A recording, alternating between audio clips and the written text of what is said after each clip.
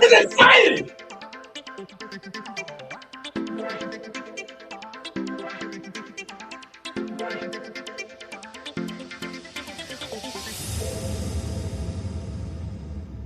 Fire the cannons! How about them Bucs, baby? We got the job, baby! Go away. Shake and bake. Wait up, little boy. Yeah! I'm clearing up the stuff right there. How about you? How about them Bucs, baby?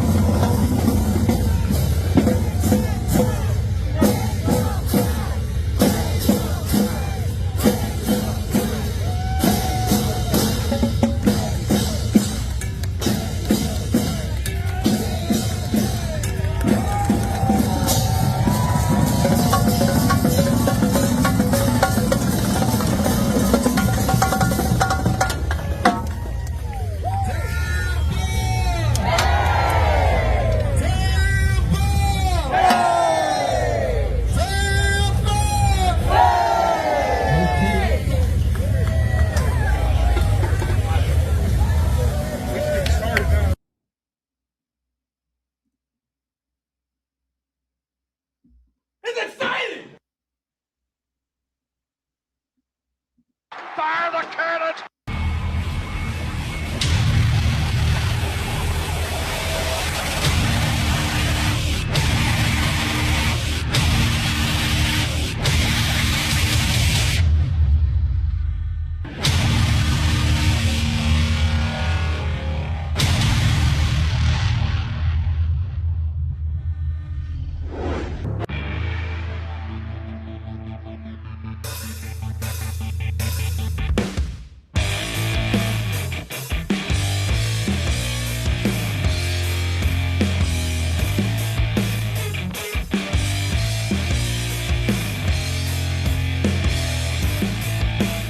What's going on, guys? Welcome back to another edition of the evolution of Sports Talk Television. It's the Sports Web here on my favorite day of the week, a happy day edition of the evolution of Sports Talk Television. I'm your host, Peter Blake, your Rolex reporter right there. What time is it? It's my time. And of course, for fans of the Sports Web, web heads alike, the Tampa Bay sports fan, it's your time. How do we start off this good time on a Wednesday night? Bring the passion, bring our excitement. Just don't bring any nonsense on tonight's show. Hopefully we have Harry the Greek coming back on here to talk about what else. We'll recap Super Bowl 60 with him, get his thoughts. Of course, the Seattle Seahawks are still your world champion, new Super Bowl champions. But the great thing about that is, as I said on Monday, in case you didn't catch that show, we turn the page. Everybody is now 0-0. Now all the stuff starts to happen. Now all the changes, all the moves that the Bucs can make, that other NFL teams can make, whether it's free agency, whether it's draft, whether it's speculation. As we got you covered here on the Sports Web, of course, as always, phone lines are open. Want to talk to you guys out there. Valentine's Day is coming up, right? I'm a lover, not a fighter, usually. We'll throw this out there for you lovebirds out there. Disclaimer, I'm still single. Doesn't matter. We feel the love. The love is in the air tonight here on the evolution of Sports Talk Television. What do you love about sports? 727-255-0391. It's 727-255-0391. We'll get into Bucs odds with Harry the Greek. How does the NFL view the Tampa Bay Buccaneers? Super Bowl, NFC South, power rankings. What are the top needs for this team? Chris Godwin trade rumors. Yeah, I said Chris Godwin trade rumors. You know, I kind of threw this out a month ago, and I'm going to ask the question again. I don't want to be redundant, but you know me. I kind of beat a dead horse sometimes. Just saying, I do that. That's how that's the reason why I host the show, right? We beat dead horses all the time. Whether it's firing coaches, that's all we heard for the last 3 or 4 months. Fire Todd Bowles. Still, I'm going to put this out there. The Todd Bowles watch right now. It's February 11th. We're 3 days away from Valentine's Day, and Todd Bowles is still your head coach. It's exciting! It is exciting, Todd, because there have been plenty of changes on that staff, which we'll get into. But I said it, Chris Godwin for a Max Crosby. Would you do that? Somebody threw this out there. Antoine Winfield Jr., one of the webheads. I'll give him credit. Threw it out there. I believe it's David Moser right there. Threw it out there. Antoine Winfield Jr. for a Max Crosby. Would you do that? We'll talk about other players in free agency possibly going to the Tampa Bay Buccaneers. And as always, we'll take your phone calls. 727-255-0391. It's 727-255-0391. Like and subscribe to the Sports Web on YouTube. YouTube Super Chats are open. Friend me on Facebook at Peter H. Blake. And oh, look who decided to show up in the back room. Show me up. Maybe show me up. I don't know how he did in the Super Bowl. Probably got some parlays, probably made some shekels. Let's get on to my co-host here, professional handicapper extraordinaire, Mr. Harry the Greek.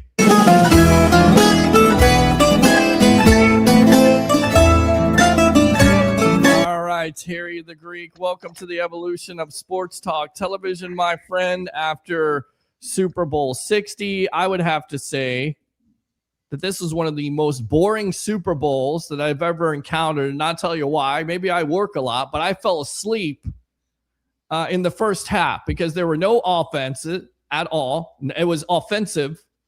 It was all field goal kickers. So definitely Ray Kennedy would have loved that because Ray always begs for the leg. You know how that goes. He was begging for the leg. He got that from. Buddy, I enjoyed it. I got to be honest with you. I kind of enjoyed it. Yeah, I love seeing defensive games like that.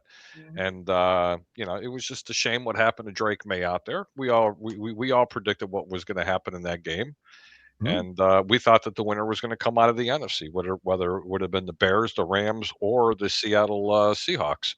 Seattle was playing on a mission, buddy. Boy, I'll tell you what, they just looked really, really, really good. But I'll tell you what the best bet was of that Super Bowl. What was that? Mrs. Greek won a small package on a defensive touchdown for the Seattle Seahawks. Really? Absolutely. Like she plays it every year. She's awesome.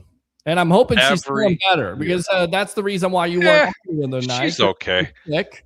She's feeling all right. She's in the background, I see. So that's you could hear her, a little bit with her laugh. Yes. So we threw it out there tonight. We started off the show. Everybody wants to start out with rumors, and we're gonna get back into Super Bowl 60 in just a moment.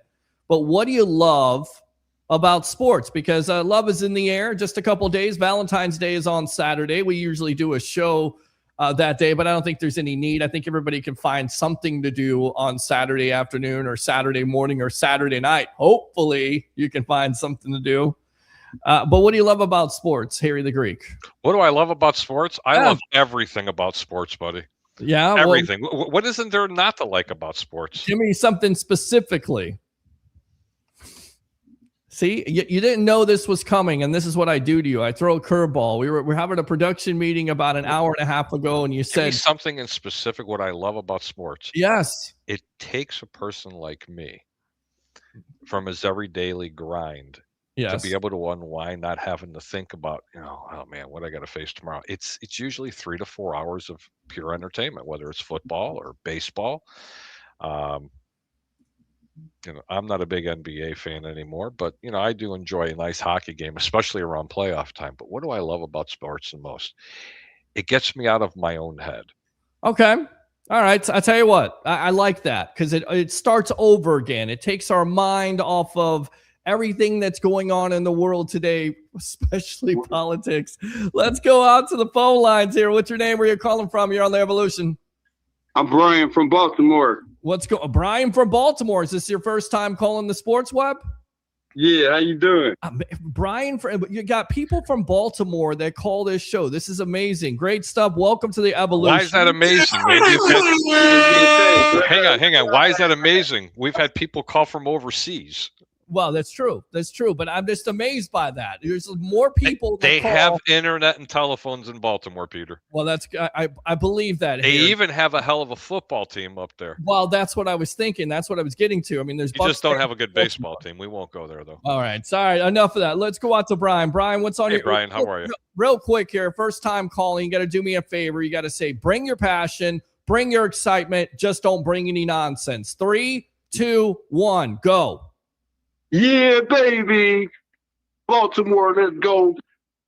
We did as best as we could. We all think the same. It is what it is. We still love our Ravens. Everybody pros. We respect everybody in the league. Just shout out to our Ravens. Hey, I got a question for the caller. No issues. We don't want nobody to be injured. What's your name, sir? His name is Brian. Hey, Brian, got a question for you. What do you think of the new head coach, and what do you think about Harbaugh leaving? Oh, man, that's kind of sad. I'm glad he did get another offer. I mean, it is what it is. That's what God wanted for him. I'm glad he got another job opportunity. He did what he could while we was here. We didn't get the ring like we wanted, but we appreciate him. With all the injuries that Lamar, hold on, man. With all the injuries that Lamar Jackson has gone through in the past couple of years, and having a new head coach come in, do you think the writing's on the wall and there's a possibility that Lamar may have played his last down of football in Baltimore, or do you think they're going to keep him on? Oh no, he got like another at least 5, 6, 7 years. Don't sound No, too confident when I okay. say that. There's a reason why I'm asking you this. Okay, there's a reason why I'm asking you this, because if I was a Baltimore Raven fan, I'd be a little paranoid right now. Believe me when I Well, tell you, I can't come out and say it, but there are speculations that he may not be playing but one more year in Baltimore. I think they might be moving in a different direction, and you might hear a lot more of this as the draft comes up and as the end of the not the preseason, but the at the end of the offseason, just before the preseason starts. You might be hearing a few things that are going to be going on possibly up in Baltimore. I think it would be a travesty because Lamar Jackson, in my opinion, is a top 5 quarterback in the National Football League. But this particular head coach, not too fond of him. No bueno. All right. Appreciate. I believe he did his job. I don't think they downfall was his fault. No, he don't play defense. In his defense, I think he did a good job. This is anybody who was in his I shoes. agree. I don't think all the blame. The quarterback gets blamed if they win, and they get blamed if they lose. So they look at him if they lose, but he don't play defense. It ain't on him. He did his job. He does his job. No, I totally agree with you. That's why I was kind of asking you, what you thought about that, because it's not etched in stone, man. I'm telling you, it's not etched in stone. They may dismantle this team, and it'll be a shame, because I'm going to tell you what, before the season started, this past season, they were one of the favorites, not only to make it to the Super Bowl, but to win the Super Bowl. Yep. All right, Brian, I appreciate the call, man. Anytime you want to call back, you can, all right? Absolutely. All right. Hey, Brian, how did you find us? Hold on, before you hang up on the guy. I hung up on him. He'll call back if he wants to. He was talking Ravens, and that's okay. I thought he was going to talk Bucs here on this show. But let's go out to the comments here really quick. I think Trevor was trying to call in. But Super Bowl 60, just to wrap this up, Seattle winning. I think what it shows, and I said this on Monday night, and I don't know if you watched the show or not, and Trevor, stand by here. You can run the ball. You can win with your defense. Defense still wins championships. And, oh, by the way, everybody's subscribing to the theory that you need an offensive, young-minded head coach. Seattle says no, they don't. They have a guy by the name of Mike McDonald, who's a defensive-minded coach that everybody bought in. Let's go out to Trevor. Trevor, welcome to the Evolution here on a Happy Hump Day edition. How you doing, my friend? What's up, fellas? I'm doing good. What's going on with you, buddy? Nothing. Just listening in. Nothing? What do you mean nothing? Nothing? That's not the. No. Wait. Let's start this call. Hold on. Let's start this. Let's start this. Man's calling up to say hello. No. Okay. Listen. Let's start this call over again. Hey, Trevor, welcome to the Evolution of Sports Talk Television. How do we start off this show? You got to do it now because the other guy didn't listen. Bring your passion. Bring your excitement. Just don't bring any nonsense. Please. Bring your excitement. Just don't bring the nonsense. That's what I'm talking about. Don't tell me you call the show for nothing. What do you mean nothing? We're here for 2-3 hours to talk about nothing. Come on. I think I answered it incorrectly. I'm sorry. You did answer it incorrectly. I honestly thought you said, "What are you doing?" And I said nothing. Listen, anytime you call this show and I ask you what's going on and you say nothing, I'm going to make you say, bring your passion, bring your excitement. Just don't bring any nonsense. You're going to have to start off the call all over again. Now, go ahead, Trevor. Let's do this. Okay, yeah. Well, I'm a little exhausted. I just got through coaching because I'm coaching my daughter's flag football team. Oh, okay. Well, congratulations on that. You're a good father. Good stuff, man. Hopefully, Todd Bowles will bring me in for an interview. I could be a coordinator. But, listen.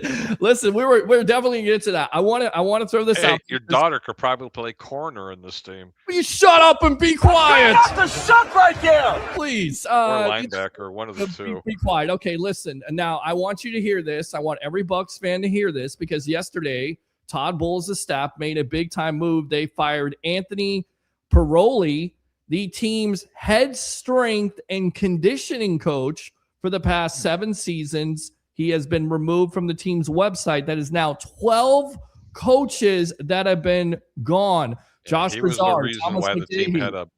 That's the reason right there, bro. They got rid of this guy. Now it's all going to be better. Well, a lot of people said the soft tissue injuries, they were calling for it. The webheads, the Tampa Bay sports fan, we never called for it on this show, but a lot of fans wanted him gone. There you go, Bucs fans. He's gone. You're going to have a new teams. Tomorrow to be the water boy, the guy that does the laundry for. Yeah. And listen, I think Tom Brady actually agrees with you, Harry. That's good enough to suck right there. I'm telling you, bro, you can do it 5 more times. It could be the water boy. That's good enough to suck right there. The chef that takes care of their pregame meals. That's good enough to suck right there. And last but not least, I think they should just, get rid of the porters who clean the ashtrays on their way out the door. That's good enough to suck right there. That's exactly why we've been losing. Exactly. You know it, right, Trevor? Tell them. Yeah, absolutely. If had we had some new blood in, if we had somebody in there that was cleaning the porta johns better, we would have went to the damn Super Bowl this year. And dude, I'm telling you, man, that water boy, if he could have got out to the 50 to give Baker that thing just in time, he probably cost him the timeout. Yeah. You shut up again, Harry. You're really bringing nonsense tonight. That's what you're bringing tonight, Harry. Good stuff. Good job, Harry. Good. Why aren't we talking college baseball? We're not talking college baseball. Who's talking college baseball? I was just thinking off the dome. Stop. I was spitting them out like Harry Mack. Listen, I got something for you here. Ready? Our old friend here. Go away. Who is that? TJ Reeves. TJ Reeves. Oh, that was TJ? You didn't hear it? You never heard this before? Who's Go TJ? I haven't heard this guy. I will hold the door. Yeah, that's our sound effect for him on this show. I don't remember him. I haven't seen him. We haven't seen him in a little while here. We'll get him back on here. Don't worry. All right. So Trevor, what's on your mind, boss? I mean, we're just I watched the Super Bowl the other night. Okay. And I must admit, I was very impressed with how Seattle, just played some smash mouth football. That was an understatement. They were awesome. And they were awesome. That defense, I was starting to get worried there. Not in this. I knew they were going to win the game, but me being a diehard Bucs fan, I was getting kind of jealous for a second there. And why is that? Because their defense was so dominant in those first 3 quarters. I'm just like, man, they might pitch a damn shutout. Why was it so dominant? Because they did what the Bucs did in Super Bowl 55. They did what the Philadelphia Eagles were able to do versus the Kansas City Chiefs. They rushed 4. And listen, that's the reason why the Bucs have to get back to that. That's they were blitzing so much, and New England had zero idea where it was. Let me tell you something. Remember how Sam Darnold was seeing ghosts and hearing footsteps? Yeah. No. Drake May, unfortunately, it was beyond that. It was Sam Darnold 2.0. He was holding on to the football going. They blitzed, but they didn't blitz all the time like Todd Bowles' defense has done the last couple of years. And that is the reason why there is so much talk about Max Crosby getting traded possibly to the Bucs, and it's been thrown out there by the Eagles and Detroit and Chicago and Kansas City and 2/3 of the team that are out there. Yes. Did you ever notice that? I see it scroll across. He wants to play for Detroit. He's going to Philadelphia. He wants to go to Dallas. I mean, it's just hilarious. Well, it is hilarious, but it is that speculation season here, Trevor and Harry. Absolutely. Oh, I agree. And maybe he's saying all those teams because obviously he has the leverage. Right, and I've heard New England. He wants to play for the coach there, not Mike Verbal, as the actress said there. What's her name? Tiffany Haddish at NFL Honors. Which, by the way, please, can we get like regular Tiffany Haddish? She said Mike Verbal. You sure Charles Barkley didn't announce his name? No, Verbal. She said it twice. Terrible. Right. It was terrible. Yeah, it was verbal. Terrible. It didn't even have the I in there. It's terrible. It's awful. NFL Honors. Please get people that actually care and know the names and stuff like that. I mean, I know I'm not necessarily the best at that name. Mike Vrabel, but I know how to pronounce it. It's not Mike Verbal. Okay. All right. And then Drewski, please stop, putting the spotlight on yourself, especially when it's Jackson Smith and Jigba. Yeah, he was joking around about that. That was a really, really, really bad joke on NFL Honors. Yeah, but I'll tell you later. I'll tell you off air. All right, Trevor, go ahead. What else, my friend? And then we'll get out to Corey. Corey, stand by. The only thing I was I wasn't particularly jealous of the Seahawks in terms of what we currently have on our roster. Mm-hmm. I was jealous about, at first was, based off of our Super Bowl teams, because we had a great game versus the Chiefs in our Super Bowl, and we didn't allow a touchdown. For a second there, I seriously thought like New England may seriously not even score in this game. Mm-hmm. But they was able to get lucky and get that shot down the field. Yeah.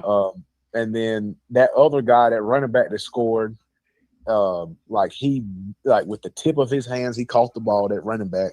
So that was, so I had some sort of relief. I was like, oh, okay, good. But you know what though? Despite the fact that Seattle gave up those 2 scores, yeah, you could still argue and say that is like one of the most dominant defensive performances ever in Super Bowl history, despite those 2 scores. I honestly thought I was watching a replay from the 85 Bears game. I really did. Yeah. At one point, I did. Wow. It was that dominant. Yes. It was literally outside awful. of that one lucky play that they got. Mm. And then, I think Seattle, that last score, they kind of like Seattle closed. They called the dogs off on that drive. They did. Yeah, exactly. And honestly, that's smart. I mean, you playing the clock at that time, so it's like we're trying to win a damn Super Bowl here. So if they fucking score, they score. Excuse my language. But that's okay, man. You could just say, excuse my French, and I'd say, well, man, that sounds more like English to me. F you, and F you. Peace out. I'm going to go have a Guinness. I got to tip my hat off to the Seahawks. Man, that was, I thought Philadelphia's performance last year versus the Chiefs was impressive. But I think that Seattle defense, and shout out to Sam Darnold. Mm-hmm. Okay. Damn right. People want to give him slack, and then, there's this, when he understood his role. Yes, he did. And he played it perfectly. He made the plays when he had to make them. He didn't do too much. He trusted his defense. When the play was there to be made, he made it. And he didn't turn the ball over. And I just want to know how the Jet fans are feeling about this. Excuse me? Well, listen. I just want to know how the New York Jets are feeling about this. This is what I've been telling Bucs fans. You could be a Jets fan right now and have to watch a Super Bowl quarterback there win 60. You could be a Minnesota Vikings fan right now and have to deal with J.J. McCarthy, which basically got your general manager fired because they decided to let Sam Darnold go after they won 14 games because they had a big time window. You could be the Carolina Panthers, even though you win the NFC South, watching a Super Bowl quarterback. It's always worse than what you think it is, Bucs fans. Trevor, appreciate the call. As always, use the second one if you want to. Trevor, have a good one, brother, man. Thanks for calling in. Yes, y'all have a great night, and bring the passion, bring the excitement. Just don't bring the nonsense. Yes, that's what I'm talking about. Now, he killed it. He finished strong. That must make you proud, Peter. It does make me proud. Absolutely. All right, let's see. Let's see them rosy cheeks. Oh, I'm happy, man. It's happy hump day, buddy. It's baseball season, baby. It's football season here, but we got baseball season coming. Let's watch season now, buddy. Let's go out. We can talk draft now. It's finally here. Who is this? Welcome to the Evolution. You got Frankie. Frankie from Wisconsin. There you go. See, we have Brian from Baltimore, you have Trevor from Georgia. Your phones work up there? Are they thawed out yet? Yeah. I watched that Super Bowl, and I was just gonna say, my goodness. Oh, hold on. Don't say nothing. Hold on. I got to put something up, Pete. You're going to love this. Mike DeRoche, I can't wait for Canada to beat the USA in hockey again. Again, go Team Canada. You are talking about women's hockey, right? No, he's talking about men's hockey. And no. I know he's talking about women's hockey. Mike's not that stupid. Come on. No, Mike is a Canadian. We love Mike. No kidding. I know where Mike comes from. Mike lives in Canada. He lives really close to Regina. Mm-hmm. Thanks. I appreciate it. No, seriously, he's right up there. Yeah, he's right up there. All right, Frankie. Well, what's on? You're such an idiot, Frankie. What's on your mind? That's just north of Wisconsin. Get you guys' opinion on this because I'm pretty sure you watched the Super Bowl along with me. Yes. But everybody that I watched, it really wasn't paying attention and doesn't know names quite like we do. So I got to say, up until the fourth quarter, Were you guys not completely convinced that Christian Gonzalez should have been Super Bowl MVP? No, the running back. No, I think, for me, it was Kenneth Walker, and it was either the field goal kicker or running back, Kenneth Walker. Yeah, that's the guy. Christian Gonzalez played well. He played well. He was playing super well. Yes, my God, he was shutting down everybody. Yes, he was. Yes. Yeah, but how many picks did he get? Okay, well, if he would at least got one of those as a pick. Okay, he didn't. How many sacks did he get? Yeah, I didn't see. I don't know about the MVP, but he was playing well. I don't know about. He played extremely well. Now, if he got 2 picks and a sack, yeah, you got to give it to him. Now, listen, there's talk that he wants an extension, and that's always the talk there. You definitely want to improve your contract, and most likely he'll get that extension. We'll see what happens. What's on your mind when it comes to the Tampa Bay Buccaneers, my friend? Tampa Bay. I am so concerned with what we're going to do. I'm not really worried about Mike Evans. Okay. I think that man's going to stay here. I don't think anybody that is worried about Mike Evans going somewhere else, you're not a Buc fan. So no concern level at all with the rumors that have come out here the last week that he wants to play for a contender and that he wants to be a multi-year deal. No concern at all. You have no concern about him leaving the Bucs? I just don't see it happening. I don't either. Really don't. I don't either. I agree with you on that. Maybe that's the homer in me. That's the homer in you. I'd be very concerned. I don't want to see this guy go. And I'll tell you right now, you lose Mike Evans this year, it's not going to be good for this offense. Again, not from what I've seen this past season. They need him. Sky is falling. I've heard this before. Until it happens, it happens. I don't have any concern at this point. I think Jason Light and that organization knows what they're doing over there. Don't get me started. I know, but not with this Jason Light, because he hasn't impressed me at all for the last 2 years. Oh, listen, when it comes to signing your own players and making things happen and creating money and creating cap space, I definitely think we can give him credit, especially those Brady years there with the 2 years going all in. I will give you that, Peter. And then everybody was saying, well, Mike Evans is going to go somewhere else a couple years ago. He's going to go to Houston. He's going to go to Kansas City. He never went there. He stayed with the Bucs because he was loyal to the organization. He was loyal to the community, and they were loyal to him. Now, I hope and pray to God that he doesn't go anywhere. Could it change? It could absolutely change. We don't know what his mindset is, but I kind of feel like when you listen to Mike Evans talk in press conferences, it certainly seems like he wants to be a lifer for this Bucs team in the same breath. Isn't he due for another contract? He's a free agent. Okay. He's a free agent. So yes, that's definitely what bothers me. That's right there is what bothers me. Well, I'm not going to speak for the man. Right. He's already got his Super Bowl. Right. He's happy. He's content. But is he dying for another one with a team that's an automatic contender?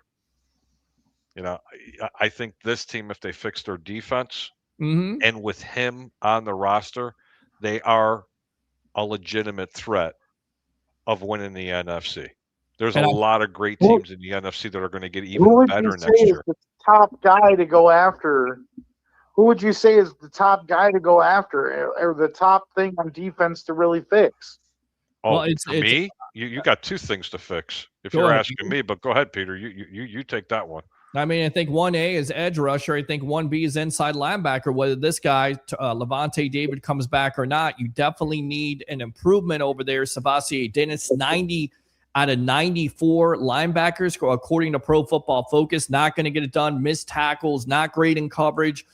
You definitely need an infusion of young talent, whether it's in free agency. We've talked about Devin Lloyd from Jacksonville. That could certainly be a possibility. We're going to talk about Nakobe Dean tonight.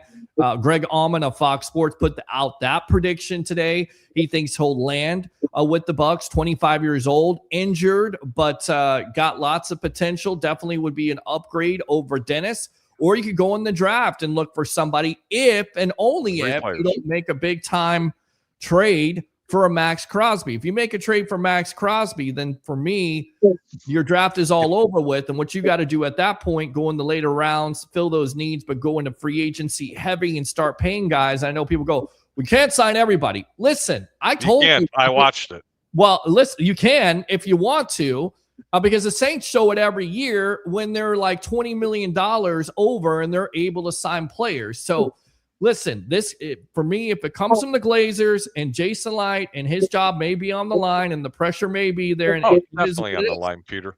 And you know what? Right. Let me chime in real quick. If they're going to go for 3 players, the first 3 picks, if they end up going linebacker, defensive edge rusher, and linebacker, those what they need. They need 2 linebackers and 1 edge rusher.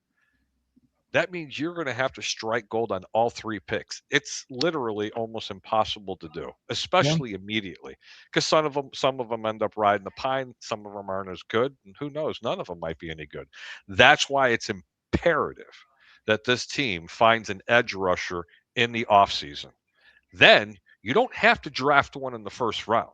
Yeah. You can draft this one in the 3rd round. You're going to find a much better quality linebacker in the 1st and 2nd rounds, and then you can draft an edge rusher in the 3rd or even the 4th round. But you have to go out and get yourself a proven edge rusher. I'm not saying it has to be Max Crosby, because you're not going to get that opportunity if you grab him to grab yourself 2 linebackers.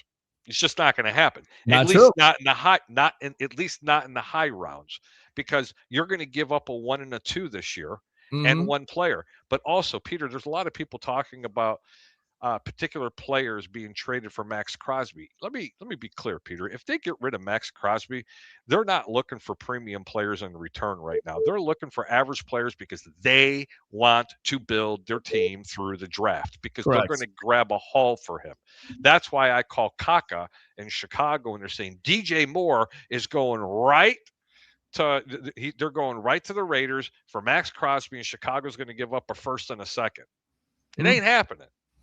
Well, that would be a move that you make to get over. They feel like they want to get over. They can get over with Max Crosby. The same thing could be said. No, it's not what I'm talking about. It's the Raiders, from what I understand from inside sources, aren't looking for that premium player in return.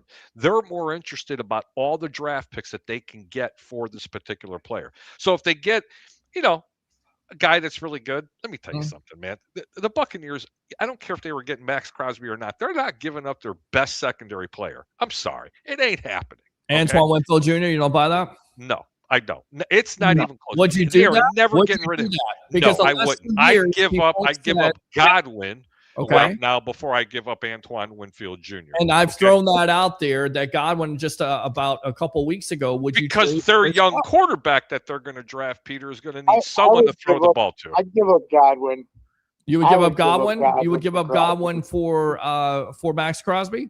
Yep, and I wouldn't even blink twice. Okay. I wouldn't even blink twice right now. But to give up Antoine Winfield, where you're needing the most help right now on defense. Defensively, yeah. I mean, seriously, you can't do it. Yeah, it doesn't make any sense. You can't do it. Yeah. Our guy, Jason Powers, threw out Jalen McMillan a couple weeks ago, and I said Chris Godwin with the contract. He signed a good deal. It's a very friendly deal. And they're going to need a wide receiver. Yes. That's why it looks like they're going to be some favorites, either Chicago or Tampa, because they have that wide receiver to be able to do it. Right. And in all honesty, DJ Moore is a sexier pick. Okay, to the Raiders, but Godwin's cheaper. Godwin is cheaper, and it's not even close. But on top of it, Spytech knows him because he's there, and also Brady is there, and he knows. Peter, I couldn't agree with you more on that. Godwin is. So I mean, I think you have to be careful how many of those draft picks you give up for a Max Crosby. Agree. Look who's a free agent. Yep. Trey Hendrickson. You don't have to give up nothing for him. Frankie, appreciate the call as always, man. Use that second one if you want to. Okay. Will do. Thanks, guys. All right. I will say this about Trey Hendrickson. Here is the risk with him. Love him. 81 sacks. 31 years old. Had an injury this year. Core injury, hip flexor kind of deal. He's 31 years old. I know he has plenty of rest, and he doesn't have to do it all on his own, because that defensive line is atrocious up there in Cincinnati. Is that the risk you want to take? We'll go out to Jim here in just a moment. Is that a risk you want to take? You want to pay him? All right, let's go out to Jim. Damn, Jim, what the hell is the matter with you? Jim, go ahead, seriously, Pete, I would take that in a heartbeat, man. If you had a chance not to give up your draft picks, and I had to invest my money to get someone like Trey Hendrickson, that leadership and that burst that guy still has right now, still one of the best edge rushers in football, I'd take it in a heartbeat. It makes him a playoff team. It never would have went down to it. Trey Hendrickson is a top 5 D end in football right now. He's that good. I think he's an edge rusher, and I definitely think he can get after the quarterback. The thing that I worry about, again, is age. But we know you're exactly right. Jason Licht covers those picks. He loves those picks. You want to keep them. You do still have needs. It is a good edge draft, so you could double draft or double dip, as I've said here. Trey Hendrickson, free agency, get a young pass rusher, learn under him, draft a linebacker in the second round. That's how you could do it. If you can't get Max Crosby, I think Crosby is a generational talent. I think he can cause a lot of havoc, but you're going to have to give up a lot to get him, maybe even players. Jim, let's go out to you, my friend. Go ahead. All right, I wanted to answer y'all a question of the day. Yes. And the first caller of the night, that was one of my friends. Oh, well, how about that, man? Appreciate you bringing him on aboard. The next time we're live somewhere, Pete's got your wings. There you go. I'm a big fan of the Sports Web, man. I've been supporting you since I started listening to you. Hey, man, I appreciate that. Hey, listen, man, I've been a sports fan my whole life because your question of the day is, what makes you a sports fan? Well, what do you love? What do you love about sports? Well, I'm going to explain to you. When I was young, I played sports. So I started with flag football. I lived in Sarasota, Florida. Mm-hmm. And they did flag instead of they was a cutting edge. They did flag before tackle. Well, my mom was like, I was a big boy, but she was like, you ain't putting my baby with them older kids because I was so big. Right. When I was young, they wanted me to put older kids and play tackle. My mom was like, well, no, he can play some flag. So then got out of that. Pretty much, I played baseball, minor league baseball. Little backyard leagues and stuff. Mm-hmm. And then got into football in high school. Did a little wrestling my senior year. Some track and field. I did the shot put. So that was my little school, my little grade school years. And then I've been watching football, and I became a Buccaneers fan round about when I was getting ready to graduate. Tampa Bay was getting ready to get to the Super Bowl. That was the first Super Bowl? Warren Sapp. Wow. Okay. So that's when I started being a Tampa Bay fan. I always liked football. Okay. But before, when I was in grade school, I didn't pick a team. I would wear my little green way starter jackets because my favorite color was green. And man, I've been a sports fan all my life. I like camaraderie. Okay. I like that. It ain't big thing about race in sports, even though I'll be on my rabbit hole stuff, but it ain't. When you're on a team, you're working together, your brotherhood, all that. I love sports. So, all right. I get into it all night. Love it, man. Love it. Absolutely love it. So, again, that's the question for the night. Yes. Listen to sports shows like this. I love that. Okay. Calling in. All right. Now, what else was I talking about? Bad Bunny. Mm-hmm. Uh-huh. Did you like the halftime show? Listen, man. I didn't listen. I put it out there. I don't know Spanish. There was a vibe. It was great music. I didn't understand any of the lyrics. I only know. I took 2 years of high school Spanish and only know 6 words. I put it out there on Monday night. I didn't have a problem with it. I don't understand. Everybody has a problem with it. I think we get so far into this political deal and we forget to just have fun. If you like that music, cool. If you didn't like the music, you want to watch the other halftime, cool too. That's the great thing about living in America, right? You can, but we're in America. I loved the wedding. Right there, you love the wedding, right? That was great. I loved the wedding. I thought the wedding was awesome. Yeah, the wedding was cool. I like to give the Grammy to the little boy. That was my favorite part. I mean, again, that was pretty cool. I have to say that there was a message to it. I just think there was a lot of people that didn't like it because they couldn't understand it. But it is. I didn't understand the word. I didn't understand the word either. I understood El Salvador, Guyana, Puerto Rico, Cuba. God bless America. So I was like, okay, never heard that. Great. I heard that. I did hear it. There was plural, Peter. Oh yeah, go ahead. I heard America, but okay. No, there was plural. Unify. We need to unify. I'm tired of this. Well, anyway, you ain't the only one, brother. Yeah, from your mouth to God's ears, back down to here to fruition. Listen, let me just put this out there because I was talking about this at work today. I was over at Smart Financial. We were talking in the chat there, And I said the biggest thing the NFL is messed up on is they don't incorporate the cultures. Like when you go to Louisiana, you should have Cash Money, No Limit. You should have Lil Wayne. You should have Master P doing halftime shows. Master P. He's not from Louisiana, is he? If you're all about culture. I didn't know that. Master P, bro, you just brought me back some old school here. Listen, if you're I remember I still have music from Master P when he was underground before anybody knew anything about him. Okay, so this is what I'm saying. Like, we get all into this. Who's going to play? Kendrick was great. A political message. I know why they did it. Okay. I didn't like that halftime show. I didn't like his message, and I don't care who wants to roast me for it, because that's exactly what the caller's talking about. You want to unify? Keep bringing light to it. I agree. You want to keep bringing light to it? You're not going to unify. It's because everybody on the right and left want to do this. They want to point at each other. And this is where sports comes in. This is where you got to take your mind off of that stuff. You guys got to come together, have a good time together, especially on a halftime, eat chicken wings. Listen, I'll put this out there too. They dropped the ball when they were in Atlanta, and they didn't have Outkast. They didn't have Ludacris. You didn't have Jermaine Dupri. They have all these great Atlanta artists that could have done halftime. Instead, they want to do the trendy thing. But if you're trying to promote, the culture or the city of the Super Bowl, then you should have the artist of that city. That's what you should be doing.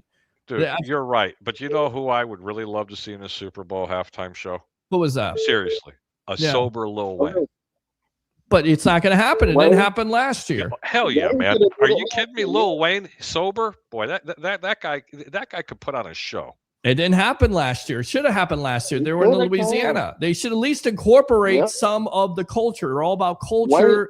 That's just my opinion. That's what I'm saying. All right, Jim, what else? I agree with you. I agree with you. Thank you. Hey, I just want to tell you, for the Super Bowl, man, I went over my old neighbor's house, and we had the best time, even though the Super Bowl was kind of slow, even though I'm a defensive guy. But I did root for the Seahawks, because the Seahawks came in with the Buccaneers 50-year anniversary. Right. It was their 50-year anniversary. Wow, that's right. Yes, 50th. It was their second Super Bowl that they won. Yeah. So we both got 2 Super Bowls now. That's it. So there you go. I just want to say, I'm a sports fan for life. I listen to sports shows. And let me get off of here, let other callers get in, but I'll call in again later. Hey, Jim, I appreciate you as always. Damn it, Jim, what the hell's the matter with you? Appreciate the call. Let's go out to Corey here, and we'll get out to the comments. I want to read these comments, but I don't want to neglect the callers. When you call in, I'm going to call you back because I got your number here. Let's go out to Corey here. Corey, welcome to the Evolution. What's up, Peter? Boy, it was kind of hard to get through tonight. It is. Everybody wants to talk about what they love, and they love the show. They feel good about the show. They come back to the show because of me and you hosting this show. What do you love about sports here as Valentine's Day? Love is in the air. So love is here on the sports. Well, what do you love about sports, my friend? Let me see if I'm saying this word right. The camaraderie. Yes. You know what I'm saying? Yes, yeah, absolutely. Got to love Say that 5 times really quick. I'm not saying that at all. Yeah, that's how, at the end of the day, like I played ball, and football is a team sport, man, but every individual have to do their job. So it's It's correct. You got to have accountability. You got to love that about sports, right? I mean, you don't have a lot of that these days in society, no matter what it is, but you got to have accountability. Of course, if you don't, and you're the Tampa Bay Buccaneers and somebody gets out of position, guess what happens? You can't stop a 3rd and 28 or a 4th and 14 against the Atlanta Falcons. That's what happens. Yeah. Sorry, I had to bring that up. It's like a scab. Just gonna dig all in. Hey, Ed, just to let you know, I'll be off in 5 minutes. So why don't you tune off and then come back? Tried to play the flat, and dude went right over the top. But what I'm saying, he's trolling you. He was more worried about the flat than the stick. So how that goes. Yeah, I agree. I completely agree with that. You're right about that. So, all right, what's your thoughts, my friend? All these rumors going around. I'll throw this out there. Max Crosby. Would you trade a Chris Godwin? Would you trade an Antoine Winfield Jr.? That's the thing, Peter. It takes 2 to tango, right? It does. It takes 2 to tango, yes. I learned that from Billy Madison with Adam Sandler. Shut up! Exactly. Yeah, man. I don't know if Tom Brady want to let us get him like that, man. I mean, do you think Light would give up the two? They gonna want 2 first, man. They're not going to give up. Please. I think they're going to kick the tires. I definitely think they're going to kick the tires on they're it. They're not going to go first and second, man. That's what that guy's going to command. Well, listen, this is where you look at it again. Let's ask the caller. Well, because you and I debate this all the time. Yes.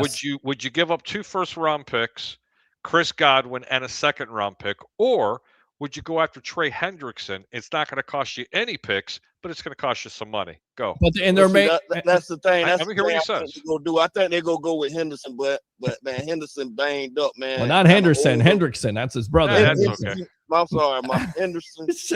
Yeah, Hendrickson. Don't be like Tiffany Haddish here. Come on, man. Get it, Hendrickson. Don't say Mike Verbal. Say Trey Hendrickson. I got you, brother. Trey Hendrickson still got a lot of gas in that tank, bro. And I'll tell you what, I don't think he was as hurt as what people let on. He was given the year off because he wasn't playing. He was done with Cincinnati. That's the reports I'm getting out of Cincinnati.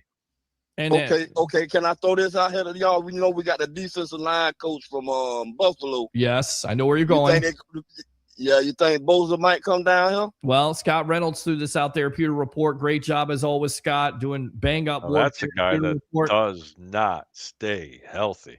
Well, I'd love to see a healthy Bosa. I'll take it.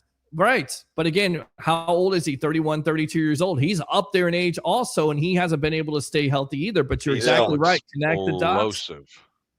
Would you go for just take them both? I'd take Bosa or Hendrickson or both. Well, you're going to have to pay one. You're going to pay at least 30 to 35 million to. The other, you may not pay that much. But again, this is going back to what you did last year with the Hassan Reddick. It's play money, Pete, like you call it. The Bucs are masters at doing it. If you have a chance of getting both of them, do it. I could see other options. We'll throw that out there. Go ahead. I got a quick question. Y'all heard anything about the Jaguars linebacker? I think he's a middle linebacker. Lloyd. Yes, Devin Lloyd. We talked about him from Jacksonville. Pro Football Focus, one of the highest rated linebackers last year. They predict that he's definitely going to cash in. And who he's going to cash in with? The Tampa Bay Buccaneers. Definitely would be an upgrade over a Savasier Dennis. Absolutely. Okay, so you got to look at it. I mean, like you can restructure to get more cap room, but I mean, we ain't got enough money for all these people. Like, you know what I'm saying? So I'm thinking if you go all the way in on Crosby, would you have enough money to get Lloyd too? Well, listen, we also talked about we talked about signing. If you sign Baker Mayfield, listen, if you sign Baker Mayfield to an extension, you would actually save $21 million. Okay. I'm just saying, like, is there a world? I don't think they're doing that yet. They got to get another year. Is there a world where you convince Baker Mayfield and his agent to take a deal for $21 million, save $21 million, sign a lower deal, or do you play out the string? If you're Baker Mayfield, you want to get some security, you sign yourself to a deal here, you save $21 million. I'm playing with you, buddy. And then we'll take your call in just a moment here. I'm just saying, is there a world where you do that? Yes, you can convince him, and then you also convince Mike Evans to come back. And I think maybe they're all joined at the hip, right? And this is what I mean. Mike Evans comes back to the Bucs because he's convinced that the Bucs are not only, a pretender, they want to be contender because they're doing all this. So maybe he signs for less money. Baker Mayfield signs for less money. Again, they're wizards over there. It's wizards at $1 place when it comes to Jason Light and Mike Greenberg. I believe in those guys. I know what they're doing.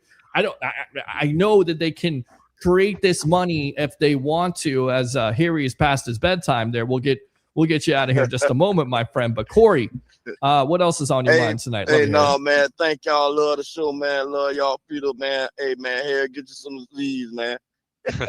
My brother, we love you too, man. Thank you so much for calling in. This is why we do this, man. We really enjoy the calls, love the camaraderie, and yes, Ed, I even like you. Okay. We love you here, Ed. You're one of the longtime web heads. Corey, you're definitely a web head. Go ahead. How do you finish off this call? Say it. Bring your passion. Bring your excitement. Just don't bring any nonsense. Go. Or you could just hang up, man. Call back. You shut up and be quiet. and go Bucs. All right, we'll do that. Go Bucs. Go Bucs. All right, go Bucs. Nobody's listening to me tonight because you're undercutting me. I love it. You love to do that, huh? You love to defy me when I'm trying to get these. We are having. Let me tell you something. We're having a good time. We are having a good time. We're talking. You know what? This is what makes me happy. Mm. You ask me what I love about sports. This is what I love too. Here. Ever since I was 8 years old. I love everything that we're doing. I love watching the games. I love hanging out with you, and I especially love needling you a little bit. That's what you love to do. All right, open phone line there. I see that Ed tried to call, Alex tried to call back in 727-255. Oh, wait a minute. They tried to call both of them? They did. Yes, they did. It's time for me to go to bed, buddy. You're done? Yes. Seriously? Tell Alex and Ed that I love them guys. You don't want to stay on for a little bit longer to talk to those. I'll take one more call. All right, whoever calls in first, Alex or Ed, will take your phone call here. Let's go. Right, there you go. Hello, SportsWeb, says Jim. Hello to you. Oh, yeah. Followers, yes, thank you, Peter. Good evening, Peter. What's up? What's up with you, my friend? Oh, yeah. Greg Cole says, I've said it before. I'll say it again. You did not let Evans or Godwin leave this team. We threw this out there. Should have started off the show. Well, we're going to have to get back to that Godwin rumor. Ed, welcome to the Evolution. You're on with yours truly, along with the Greek himself, Harry the Greek. What's on your mind tonight in a happy Hump Day edition? Hump Day? Bro. What's going on, buddy? Hump Day? Yes. What's going on, man? And what's happening, gentlemen? So, you too, Ed. Greek, you tell me, do you think we're going to keep Mike Evans? I hope so, buddy. God, I hope so. I'm going to cry. Because You're gonna have me call the show crying if we lose Mike Evans. I'm like not kidding. I don't blame you. I'll be one of the people also that'll be crying because this team will go nowhere without him. I'm not kidding you. I know. After what I've watched and Mike Evans, I'm the one, if you remember last year, even the year before, I was like, this man needs to retire while he's still got all his faculties. Bro, this offense sucked when he wasn't in the lineup. It was just really bad. And then when he came back, he was 75% healthy, and you could still see that passion trying to get up and catch balls. I mean, even though Baker was throwing balls that were going to get him crushed and killed out there, he kept playing. This team needs Mike Evans. You lose him, I don't care. You could have 3 Emeka Bukas. No bueno, sir. Decent receiver, but he's not Mike Evans. He's not even in the same zip code. Well, he's not there yet. I mean, Abuka showed some flashes of brilliance as a rookie that looked like he definitely hit a rookie wall. He'll never be Mike Evans. He'll be a really solid wide receiver, but this will never be. Let me tell you, you're talking about Abuka. Don't crown this guy being already. Okay, first off, he didn't even come close to what Mike Evans did in year 1. Okay, let's start off by saying this. Agree. Mike Evans is a first ballot Hall of Famer. Agree. Mike Evans in the 17th year will still be better than Emeka Buka. Sorry, I like Emeka Buka. He disappeared in the second half of the season. There was a reason for it. I'll go over that with you sometime. I like Emeka Buka, but this team cannot afford to miss out in a Mike Evans.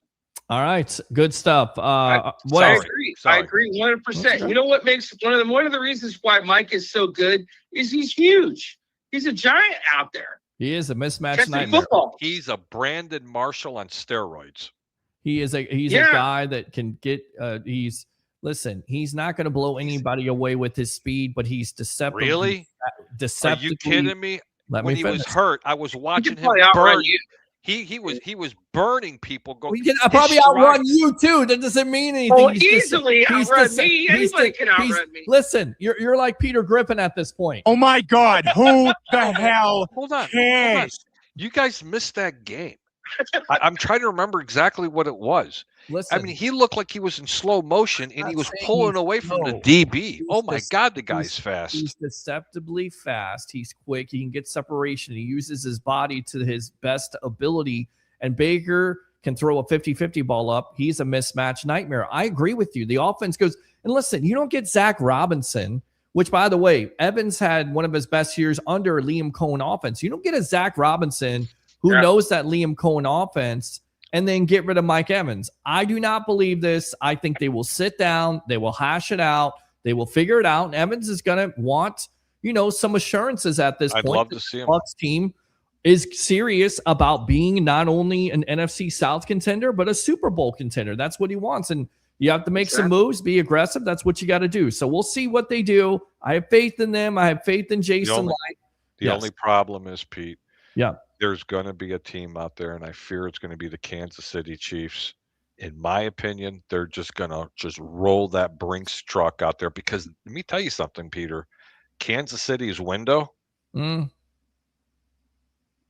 going to tell you right now, if they don't improve at that wide receiver position, that window ain't opening up next year. Well, I agree with you on that, but also Patrick Mahomes is hurt. I mean, is he going to be ready for the beginning of the season? But even if he was, this team is a shell of itself from what it was. I agree. And Patrick Mahomes, dare I say it, he's definitely lost a step. I've watched it. Does Mike Evans want to go there with that regression? Or does he want to play with Baker Mayfield? Do you want to play with Chris Godwin? Do you want to play with the Emeka Egbuka, which, by the way, Egbuka says Mike Evans has been like a little brother to him. That lure for Andy Reid, okay, and a Patrick Mahomes and an Andy Reid. Not healthy. Is Mahomes healthy? Yeah, I'm just telling you that lure from if Patrick Mahomes is healthy and an Andy Reid, it's going to be pretty damn hard to say no. And that's why I'm worried. I don't want to see Mike Evans leave. If he leaves, this team's in trouble. It's not even close. He needs to stay right where he's at here in Tampa Bay. I agree. All right. I agree. That will set us back a few years. And even losing Godwin, I think, would set us back a few years, too. Not as bad. You got a Mecca that can take over for Chris right now. I do think, I agree. It's not as bad. And by the way, you have McMillan, too, as a wide receiver. And McMillan, let me tell you something. McMillan can be a nice third down receiver. He can run that slot. He can run outside. McMillan is a very, very, very underrated receiver. And right now, in my opinion, is the most underrated receiver on this team. I agree with you on that. Yeah, he's got to stay healthy. All right, Ed, appreciate the call as always. Thanks. We got to move on. Use that second one if you want to, all right? Take care, Ed. All right, so let's go out to this guy, and then this will be your final call for the night. Alex, welcome to the evolution of Sports Talk Television. Yours truly, along with Harry the Greek. I want to start off by saying, Harry the Greek, you're looking good in that Chicago White Sox. Who's that on the phone? I can't hear anybody. It's Alex, your favorite webhead. Alex, your favorite Alex, webhead. Man, your favorite webhead. What's up, Alex? Suck right there. There you go. How you doing, Alex? I'm doing good, buddy. I am wearing a Chicago White Sox. That is pretty cool. But you know what they say, right, Alex? Good guys wear black. Good guys wear black, brother. Yes. See, I grew up on... You're one of the good people. So thank you. But listen, guys, I'll be really impressed if Alex can tell me where that saying came from. Not you, Pete. I cannot answer that. Okay. I'll give you some hints. That's a can of corn. I'm still lost. Okay, give you another one. He gone. Put it on the board. Yes. Yes. Hulk Harrelson. Come on, bro. Seriously? I grew up on WGN. When the Rays weren't here, I'm sorry, we were watching WGN. He had the Cubs. The Hawk, baby. The Hawk. The Hawk. You had a Hawk and Andre Dawson. And you also had Hulk Harrison on the other side there, on the south side with the White Sox with Frank Thomas and Robin Ventura. And Steve Stone. Steve Stone, yes, absolutely. Did you guys see the reel that was on Facebook or even on Instagram? I'm not on the gram, but they were asking Bo Jackson. And and I was talking with Roberto about it, ironically, a couple of days ago, that when Ventura got thrown, when Nolan Ryan hit him, well, him and Tim Raines were sitting in the dugout, and Ventura is the young kid, and he's like, yeah, he's gonna throw at one of us today. And Bo's like, he ain't throwing at me. He ain't stupid enough to do that. He says they're gonna probably go after you. And he says, now if he throws at you, Robin, make sure you do two things. First, don't take off your helmet. Two, when you rush the mound, you push him off the mound, because then you'll have a chance. What does Robin do? Flips his helmet, gets up to the mound, and stops. Wow. Yeah.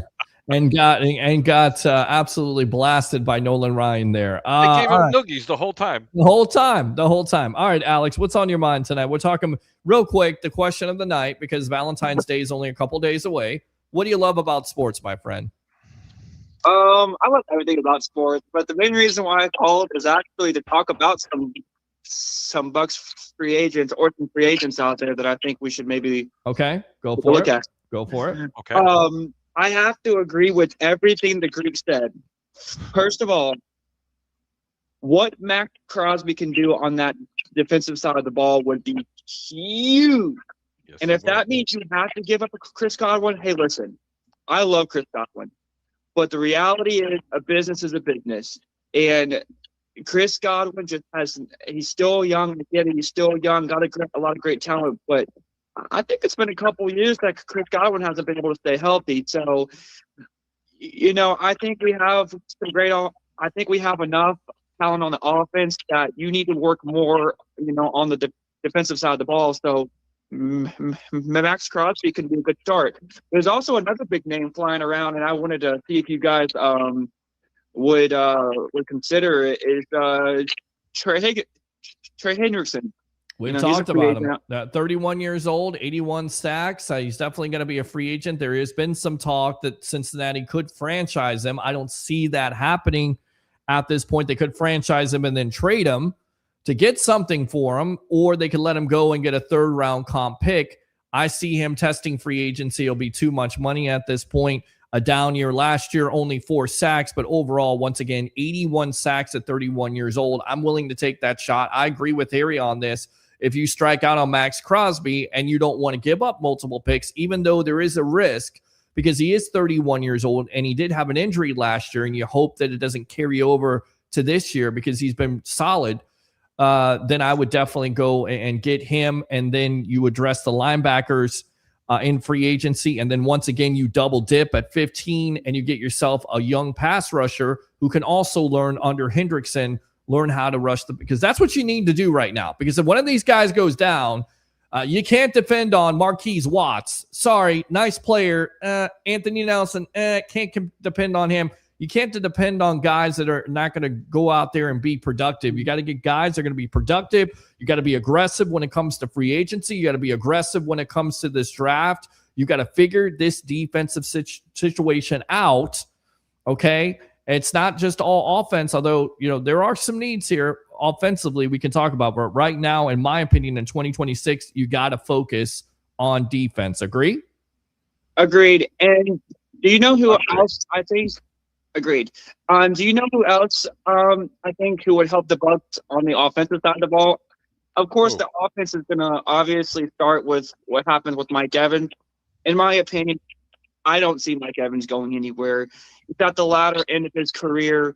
He's left his mark in Tampa Bay and this community for so many years, over a decade. So I don't see, him leaving. Obviously, he's going to have a talk with his wife Ashley, and of course his family, and see what they do. But I don't see Mike Evans leaving. So, and I absolutely agree with what Harry the Greek said. If Mike Evans leaves this offense, that's a huge step back. Huge. But I'd be willing to, and I wanted your last thoughts before I get out of here.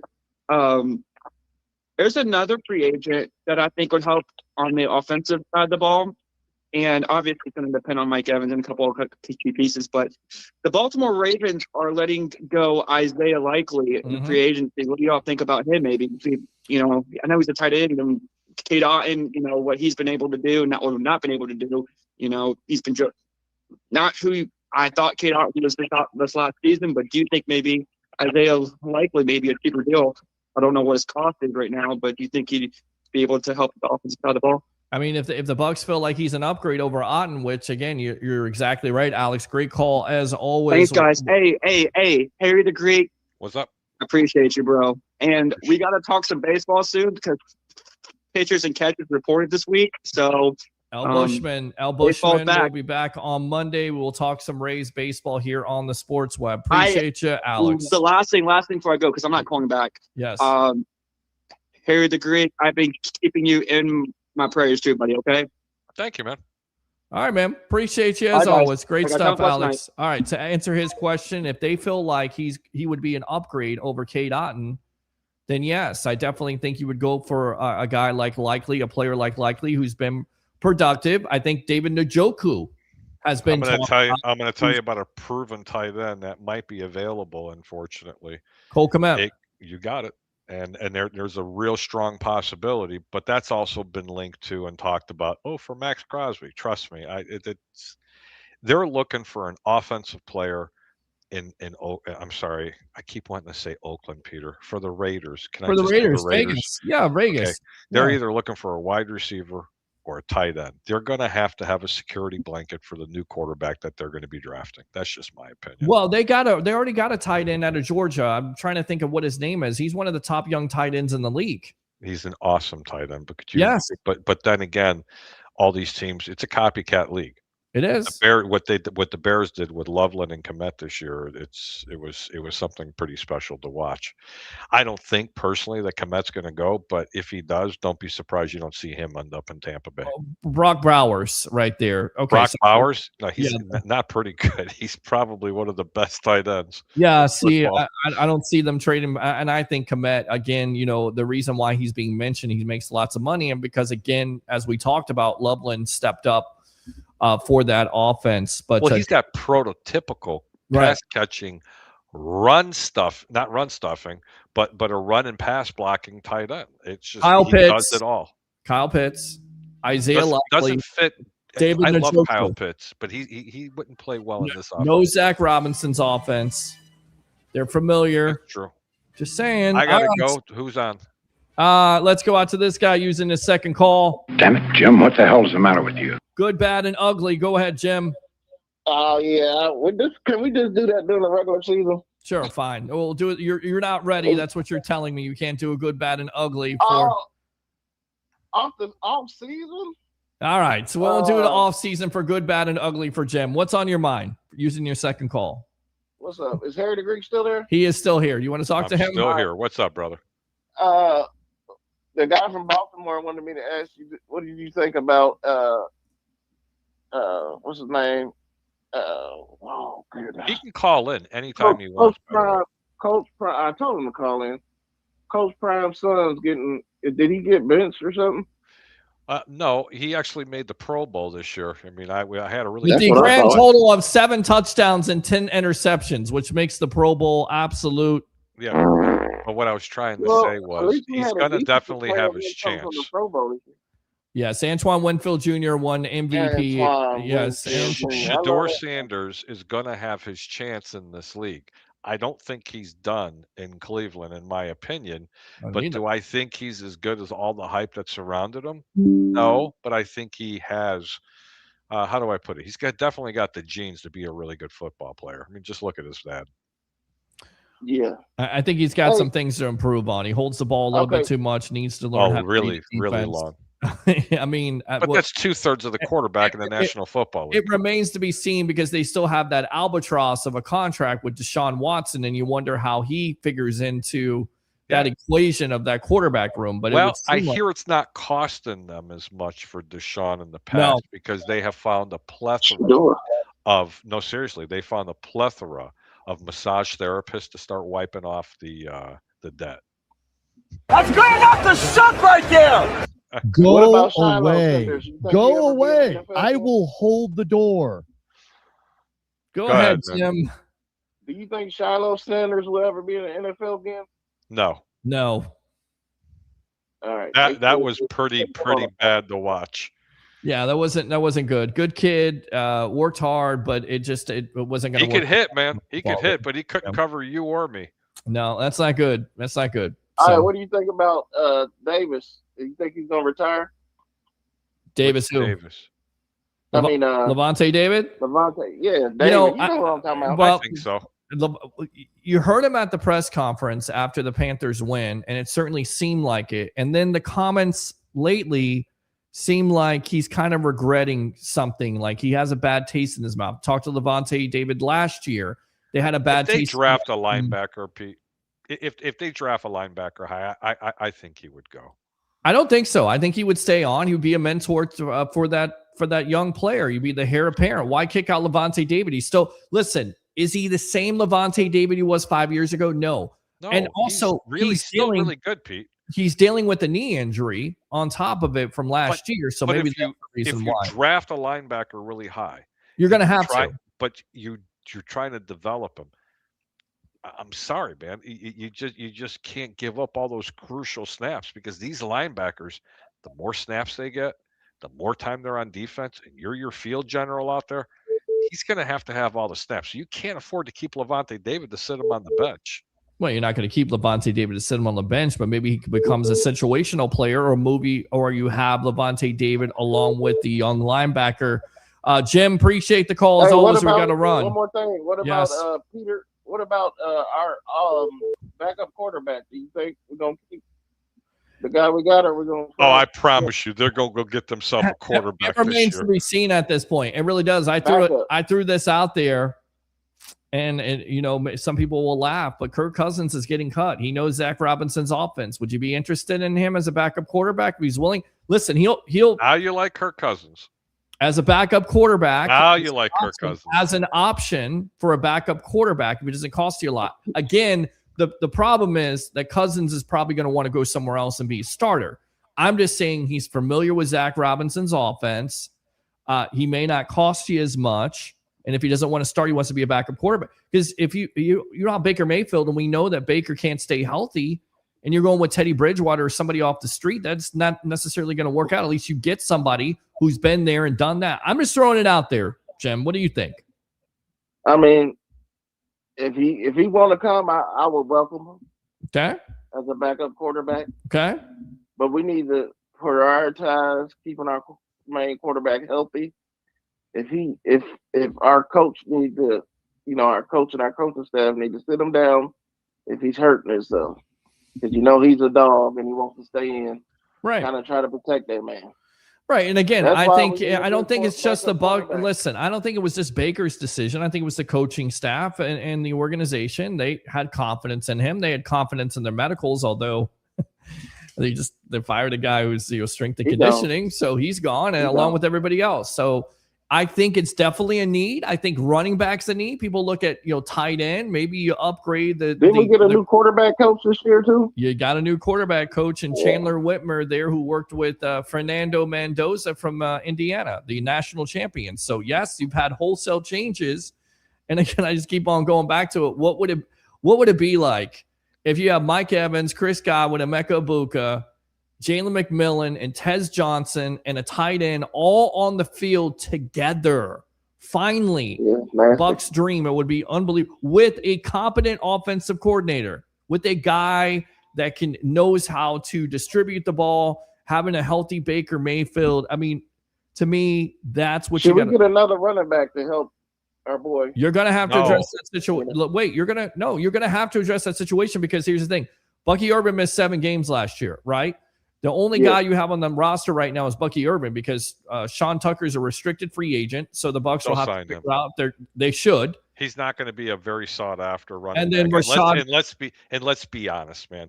Running backs are a dime a dozen. You'll be able to find one. Trust me, in free agency. I don't think they need to draft any. People say Tyler Algier. If Tyler Algier is out there, but I will again caution I think we should go all defense. But in free agency, I'm sorry. Listen, Tyler Algier in free agency, if he's out there, the thing is, does he want to be a backup, or does he want to be a starting running back? Is there a team out there willing to pay him starting running back money? Because if that's true, then you can't get him. But once again, connect the dots. He knows Zach Robinson's offense. Would he be interested in joining the Tampa Bay Buccaneers? And then they're talking about David Montgomery up in Detroit as well. He may have played his last down. He'd be a nice fit down here as well. He's a smasher. Absolutely. He's a smasher. And you need running backs. So you figured that out last year. Go ahead. What about a dog defensive lineman in the draft to help Vita Vea? Now, I know we got some players to help them, but should we get a young buck? It's another position of need, because you got Logan Hall, who's a free agent, and you also got Greg Gaines. I almost said Gaines Adams. Greg Gaines, who's a free agent. So you're going to have to address that situation too. So Jason Light and that administration over there, they better go to work. Busy off season. What about that Jason Light? We gonna get them together this year? Gonna get them together. Believe in the Light. Believe in Jason Light. I see David Zuzman just called in. He's not a big time Jason Light fan. If he mess up this year, I'm kicking him down the road. I need this Super Bowl. That's it. You need a Super Bowl, and that's it. Super Bowl or bust this year for 2026. Jim, appreciate the call as always. See you later, Jim. All Peter, right. I got to go kick rocks. All right, we'll kick rocks, pound sand. Go ahead and give me some final thoughts here on the evolution. Deuces. All right, there he goes. Harry the Greek, professional handicapper extraordinaire. Thanks a lot for joining me here on a happy hump day edition, my friend. All right, we'll see you on Monday night. Peter, seriously, have a really good night. We'll talk soon. Thanks for tuning in, folks. Appreciate the phone calls. Absolutely love all the love that I'm getting, even from you, Ed, even from you. Yes, but stop hating, Ed. I understand. We love you, Ed. If you keep on giving Harry problems and trolling him, we're going to start calling you Peter Griffin. Oh my God, who the hell cares? All right, good stuff there, Harry. See you later, my friend. All right. See you, man. All right, good stuff there. We'll go out to this right here as let's see. There we go.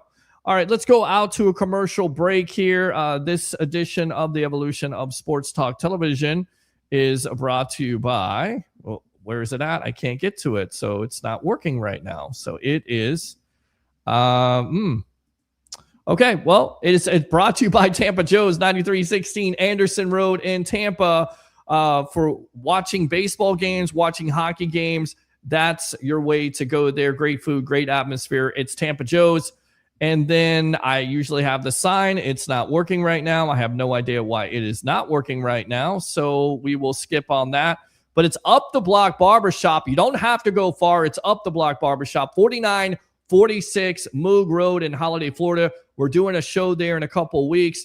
Get the tables ready. We'll have barbers in the house. Go see my favorite barber, Ricky, and all the great barbers at Up the Block Barbershop, and tell them Peter Blake, the Rolex reporter, sent you. All right, we'll get out to these comments, I promise, or we'll get out to our phone calls as they continue to ring here. Ed, using your second call, welcome back, my friend. How you doing? First of all, that's the first time I've trolled him in like forever. He needs to calm down. I get it. He's not feeling very well lately.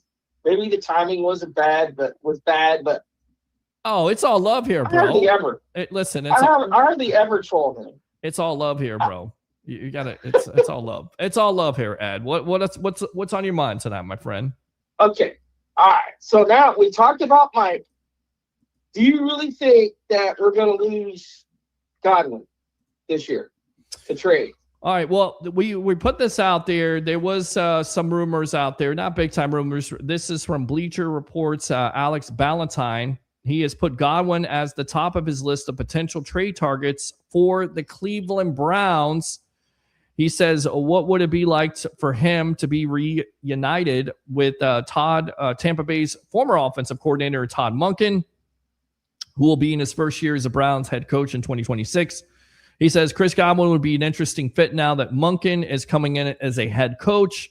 He was a big part of Godwin's early development during his time in Tampa, and the Bucs might be willing to deal him after back-to-back years of struggling with injuries. Of course, again, the contract is not that much. He could have got more from the New England Patriots. Would the Bucs trade a Chris Godwin? And then again, this being put out there by Bleacher Report, the top three guys that the Bucs would look to trade, possibly Chris Godwin, Zion McCollum, and edge Yaya Diaby. In fact, it says the Bucs aren't exactly swimming in cap space, as right now over the cap has them at $16.8 million. Their situation isn't dire, and they can still free up significant amount of money with some restructuring, but they aren't in the top tier of league spenders. Trading away Chris Godwin could free up $5.8 million to bring back Mike Evans while continuing to develop Emeka Egbuka. Godwin will be 30 next season, will be coming off of back-to-back seasons with significant injuries. The other two trade candidates might be worth the investment for other teams, but are replaceable in Tampa. Zion McCollum, that's a lot of teams covered at cornerback, 6'2", 199. However, the Bucs could clear $12.3 million in cap space by trading him. A lot of Bucs fans would like to trade him with the way he played. He started 20 games over the last two seasons, but the Bucs have to decide if his extension is still good value. And they say, yeah, Diaby led the team with 7 sacks last year. I don't see this happening at all. But that doesn't mean much when the Bucs were 25th in pressure rate, despite being 4th in blitz rate. If there's a team that likes production they've seen, then he might be better off elsewhere as the Bucs try to improve their pass rush this offseason. So those are the rumors from Bleacher Report. They'll continue to swirl when it comes to speculation season, freeing up cap. Zion McCollum may be one of those guys. Again, Benjamin Morrison, Jacob Parrish, they invested premium picks. Zion McCollum, you signed him to an extension, and it was a complete and total disaster last year. So is that a guy that you would be willing to trade off to, again, free up $12.3 million in cap? What else, Ed? Well, basically, I think that I understand what you're saying about Godwin. Mm-hmm. He's had a rough couple of years. That he has. Physically. Yes. And, hopefully it's not trendy. Because if it was me, I wouldn't trade him. Right. Based on his history. But, hopefully I wouldn't be making a mistake that he's trending towards being more of an injury-prone player than a non-injury-prone player. But at the same time, who's Jason Light traded away that was a big name on our team? Well, you traded away Carlton Davis. That's true. That comes to mind. That fetched you a third round pick. Remember that, which turned into, I believe, Jalen McMillan. So he's done some moves before.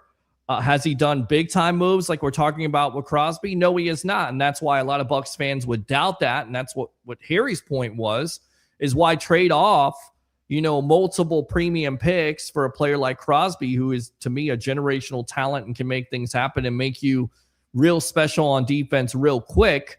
Why not go out and get a Trey Hendrickson, who's a little bit older but has actually more sacks and won't cost you the premium picks? He will cost you, though, when it comes to paying him in free agency. That's for sure.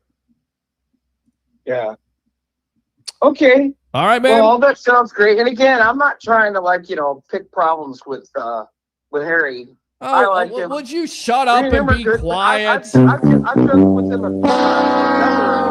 Just be quiet. We're all friends here on the Sports Web. Okay. Stop it. Ed, appreciate the call as always. We'll see you on Monday night. All right.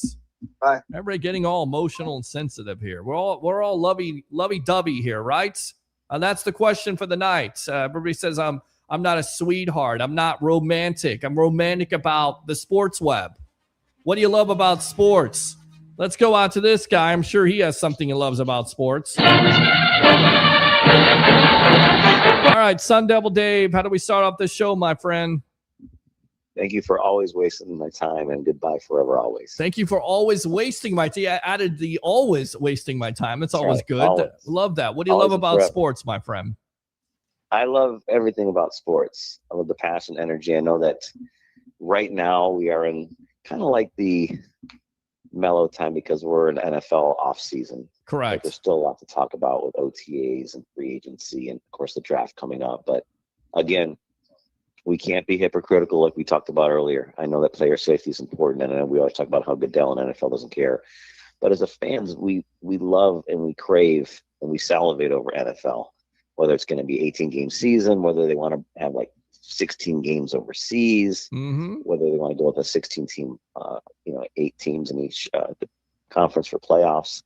But again, there's a lot to talk about, and we still have a lot to talk about in the off season. So sure. Again, the whole Mike Evans thing. Look, we'll take care of business. He's going to be re-signed, so everyone needs to chill out. Like you said, they're going to hash things out. They're going to talk to the people in charge. Mike Evans and his agent get reassurances that we're going to go ahead and take care of defensive line needs, running back need, inside linebacker, and, of course, edge rusher. I think those are probably the 4 glaring opportunities, right? I mean, overall. Definitely. Absolutely. More, but, I mean, they'll focus on that. They'll get the reassurances. I hope, Evans will come back. We really need him again. We've talked about it ad nauseum, matchup nightmare, his physicality. And I know that he only had, I believe, 368 yards this year in 8 games. I know it was tough, and I know, I still felt that the last 3 or 4 games, I think he still had that presence in the field. He was healthy, and I know he doesn't want to end his career on that, shortened half season. So I think he's going to come back raring to go. He'll get the reassurance from Bucs management, and I think there's going to be some hopefully big changes, whether it's getting Hendrickson or Crosby or going through the draft. Picking up running backs, like maybe I know that Greek talked about getting Montgomery from Detroit. I mean, there's a lot of opportunities. So we'll see what happens. But everyone needs to mellow out, and we'll be okay. I think Evans will be coming back for sure. So you have no concern about Evans going anywhere else. You think these rumors are nonsense? Well, I think we talked about Monday. I think it's still a little bit of posturing. I think with the move of bringing in the Falcons OC. Mm-hmm. I forgot his name now. Zach Robinson. They call him, Mr. Country Guy, or I forgot his name. But it's Zach Robinson. That's who his name Zach is. Robinson. Yes. Right. He's going to be. I think that, like you said, he'll run the offense the way it should be run, and then I think he's going to do everything he can to lobby to keep Evans and Godwin here, of course. Right. And having healthy, hopefully, our buddy Bucky will be healthy as well with Easy E. So we're gonna see what happens. So I 100% think it's posturing. So he'll be back. Looking forward, I said, to this great off season. Are we doing any? Did you do any lightning talk? We did not do any lightning talk. I seen Shooter was tuning in there. We'll have them on. We'll have the guys on here starting in a couple weeks when the Lightning come back. Okay. Because right now they're on a break. We're doing the Olympic break, but we definitely will have them on Wednesday nights at 10 o'clock. We'll try to get those guys on and talk some Tampa Bay Lightning. Love those guys there on We the Thunder when they do that Lightning podcast. It's tremendous. Yeah, I'd like to talk a little bit about that, and I was hoping maybe we do a little bit of talk about the Olympic Games with Canada and U.S. I think U.S. and Canada both have games, I believe, tomorrow early. I think it's like, for me, it's early. It's like 8:40 Mountain Time. I got to be honest. I haven't been watching a lot. I've been keeping track. I know Lindsey Vonn is not participating anymore because of the injury, but I'm not a big-time Olympics guy, but I'm going to try to watch for you guys out there who actually care about it, especially the hockey situation, because I enjoy that thoroughly. I really do, especially that rivalry that's been set up here between USA and Canada, which Mike DeRoche's there has said that he believes Canada is going to beat USA. So we'll see. Last February, I watched that Six Nations Cup or whatever it was. Tremendous. That was amazing. It was like watching the Stanley Cup in February. It was just so intense. I loved every minute of it. I wanted the USA to win, but Canada won, and I think it really puts that rivalry in. And then next month, we got WBC Classic, which, the USA team is loaded to the gills. Mm-hmm. And I want to, maybe we could try to spend some time in March, talking a little bit of the WBC Classic. I think the USA has a good chance of winning it all. I think the runners up to Japan, I believe, in 2022 or 2023? Yeah. So that'll be another big chat. And then, in a couple of months, we got NFL draft already. So you got the NFL draft right around the corner. You got the combine right around the corner, which is always important because that's when you're the fluidity of these draft prospects and their stock, whether it's going up or going down, is going to be judged at that. As crazy as that sounds, if somebody runs a slow 40, maybe that's somebody that's there at number 15. As we're going to talk about some of those guys tonight here, but it's certainly possible that it could happen for the Tampa Bay Buccaneers. And I think all Bucs fans are going to be watching the combine, seeing what the 40 times are and seeing how it all shakes out in the interviews. And that's the exciting thing about this. And again, you have the free agency coming up right around the corner also. So Bucs are going to have to make some big moves. They have some big decisions they're going to have to make. And we got you all covered here on the evolution of Sports Talk Television, my friend.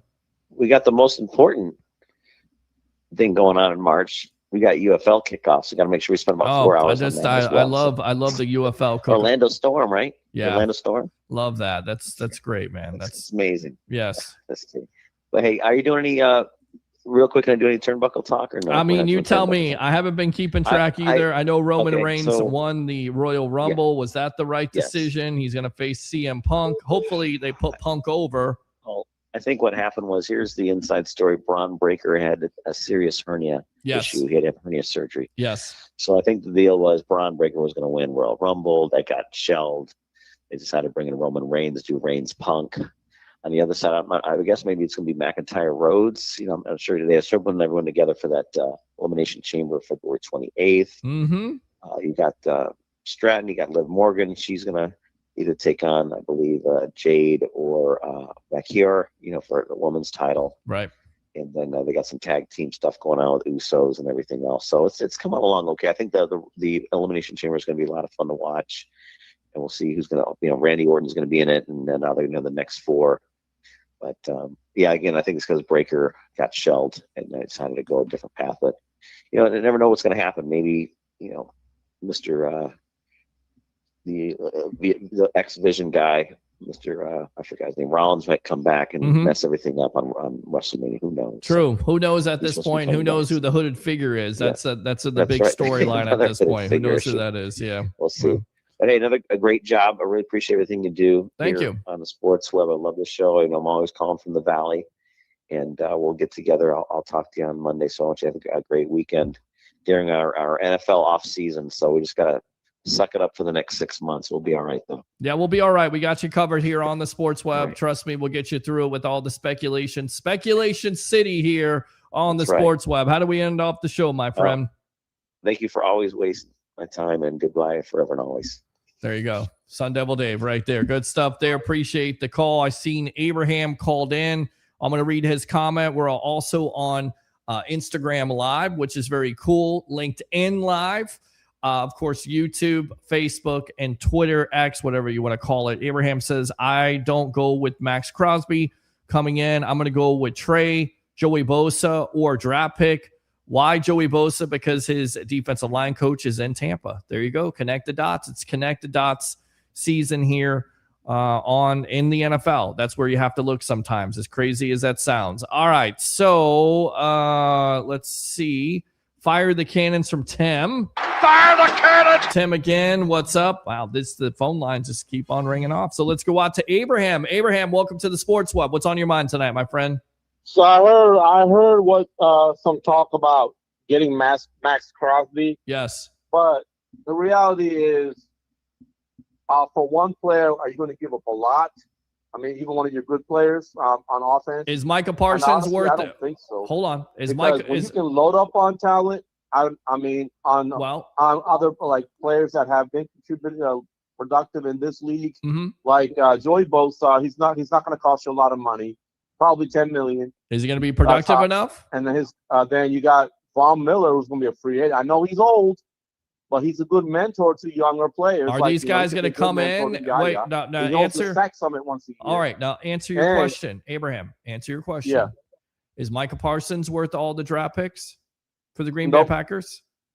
Nope. He wasn't worth it. He didn't transform that defense at all. Yeah. So honestly, I would not give up a lot to get Max Crosby. So okay, I would even sign Trey. So you're telling me you wouldn't give up a lot just to get one player. So Abraham, you're telling me. Wait a minute. You're telling me, Abraham. Hold on.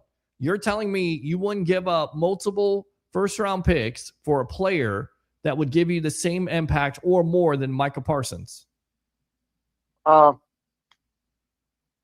Okay, let's just say this. I will give up a first round in the first round this year, first round next year. But I would not give up one of our valuable players on our offense. So not a Chris Godwin, not an Antoine Winfield Jr. Nobody like that. No. There's no negotiable as far as that's concerned. Okay. All because right. These are cornerstone pieces of our franchise. We don't want to give up. Understood. Okay. Yeah, I don't mind giving up draft picks, but I don't want to give up one of our players. So that's all. Okay. I just think that you got to play hard, and if you're ready not to have him, load up on players and get draft picks too. So, Micah Parsons got hurt, but one player, you want to give up one of your good players, valuable players, who's been a cornerstone in the success and who's been a leader in the locker room. No, I'm not. I mean, I'm not sure about I think that. you definitely have to consider it because you do have a surplus of wide receivers at the position, right? So, I mean, if you give up I love Chris Godwin. I get that, but I'm just saying, if it gives the same type of before Micah Parsons gets hurt for the Green Bay Packers, how devastating is he? How much of an impact? If Micah Parsons is on the Tampa Bay Buccaneers last year, are they a playoff team? Did they win the NFC South? And could they be a Super Bowl contender with Micah Parsons last year if he stays healthy? Yeah, because there you go. Versatility provides that linebacker and edge. There you go. Then you answered. Game changer. Then you answered your question.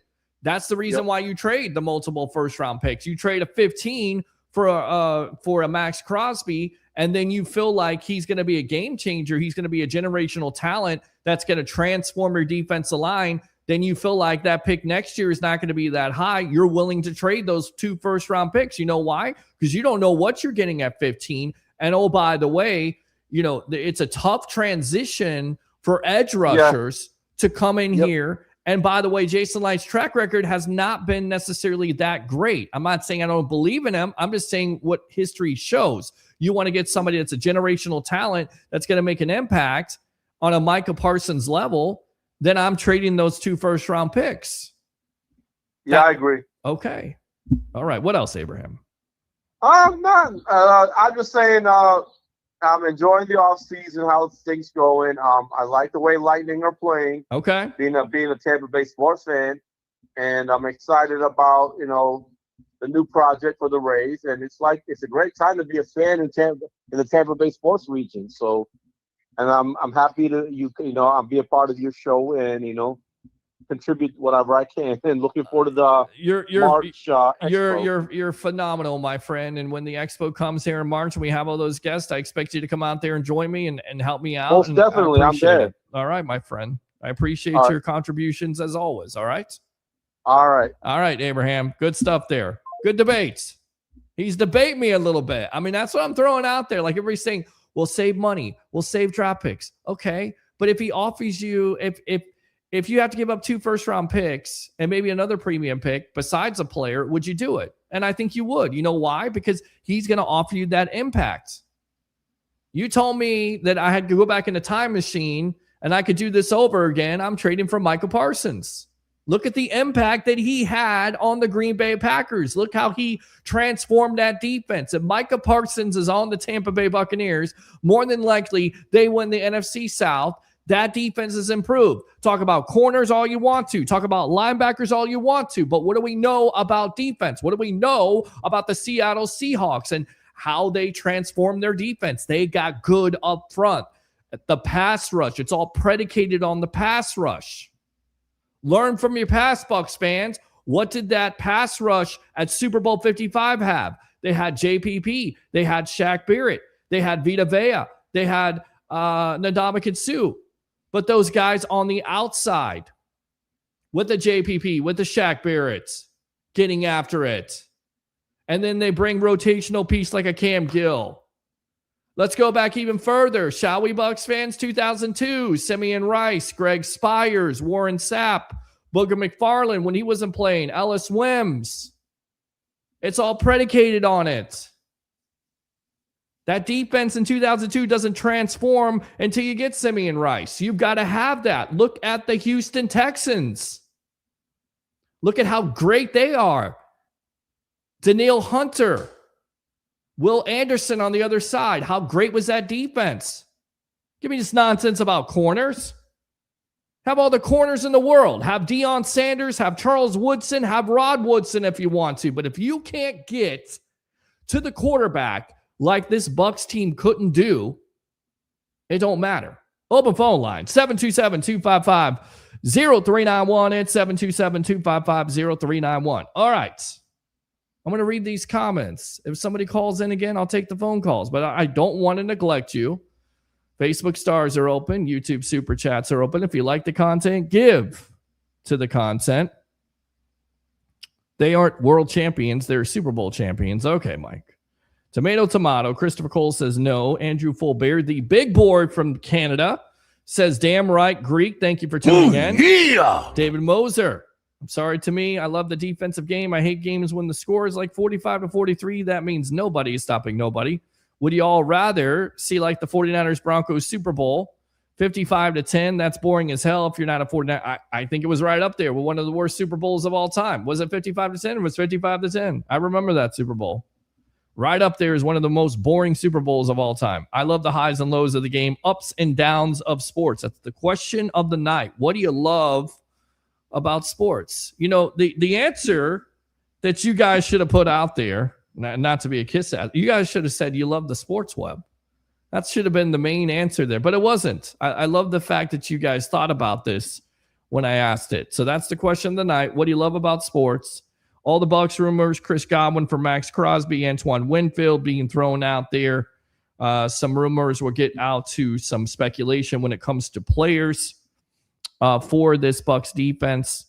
And we'll take your phone calls as always, 727-255-0391. It's 727-255-0391. Bucs are cooked next year. Get ready for another rebuild. Thank you, Van House Life. I appreciate you bringing absolutely nothing as always.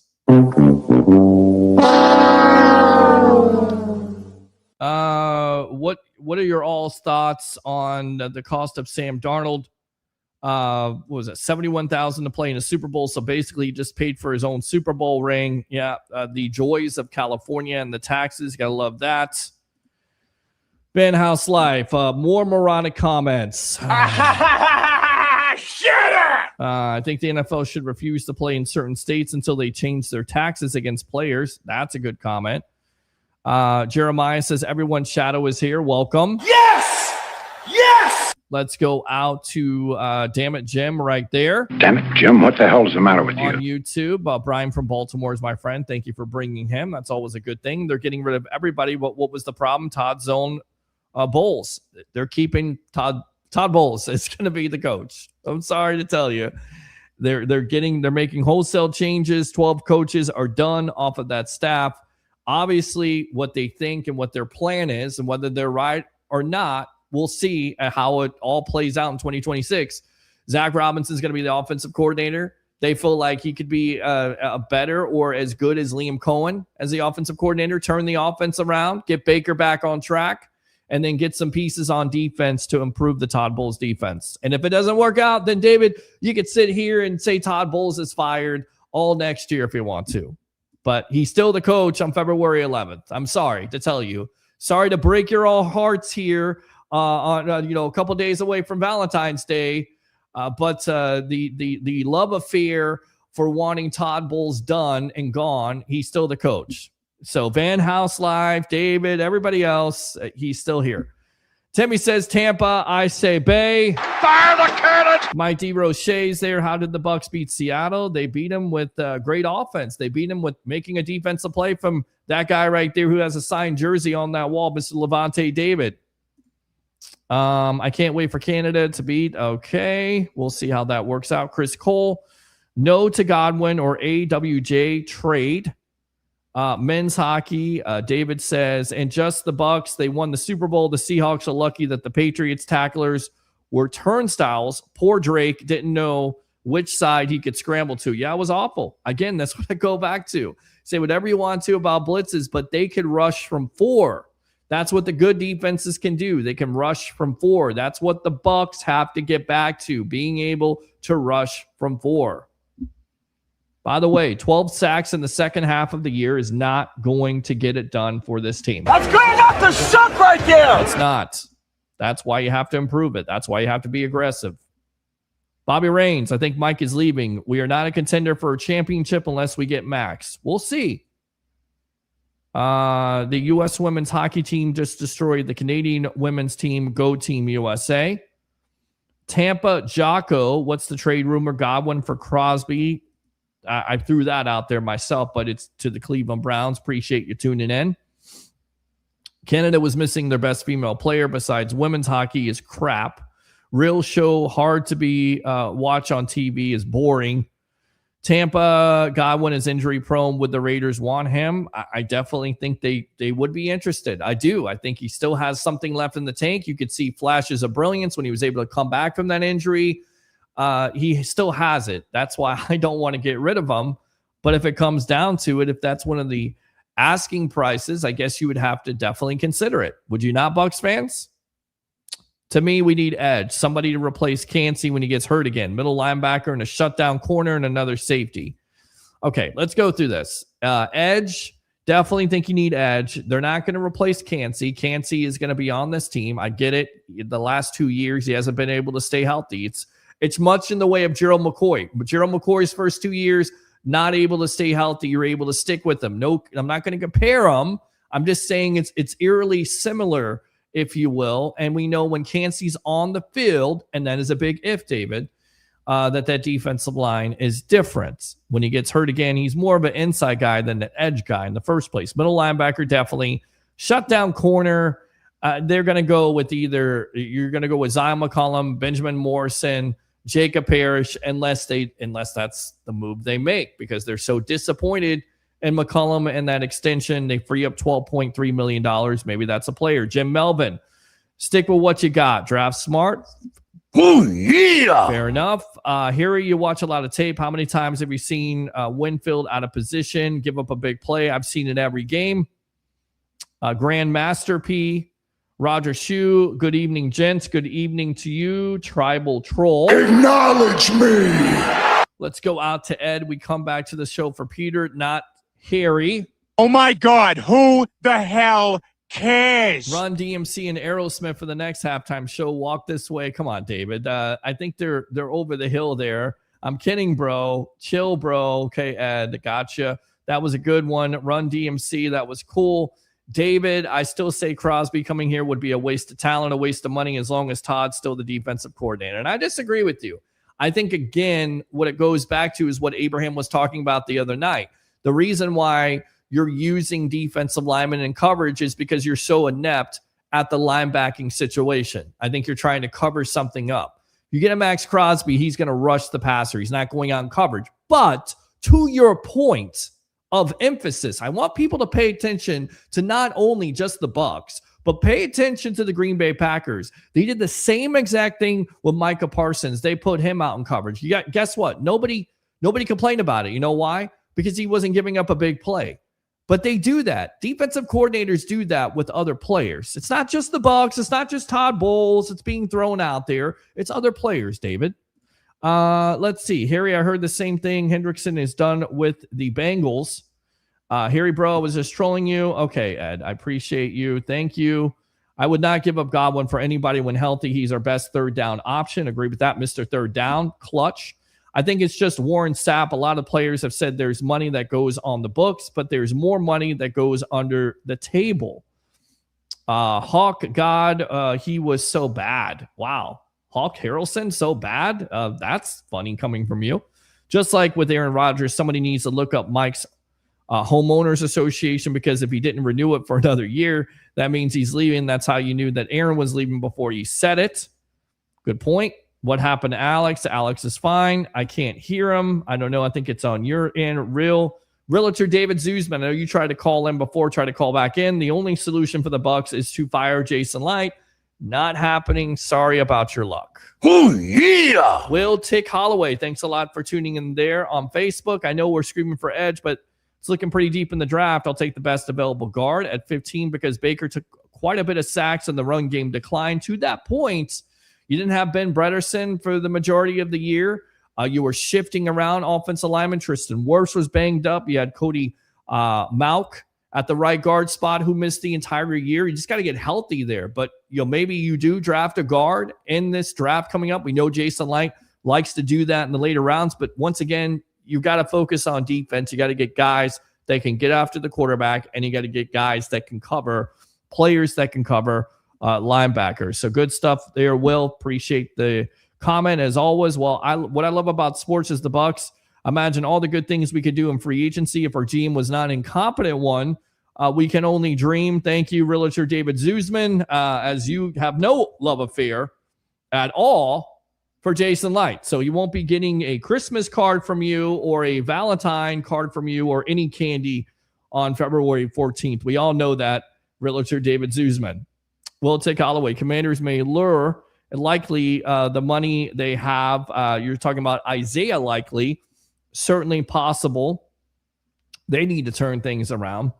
Baker is too short. That's why you went 2-7 in the second half of the season. He can't see over the line. I don't necessarily think that's the point. I think you're on to something, and what you're on to is what Ronde Barber was talking about a couple of weeks ago, looking at those comments where Baker didn't necessarily believe in his offensive line. And I saw that, being in the press box, there were times where he could have just sat in the pocket. The pressure wasn't there, but he's trying to make something happen. He's trying to run. Maybe he runs into a sack.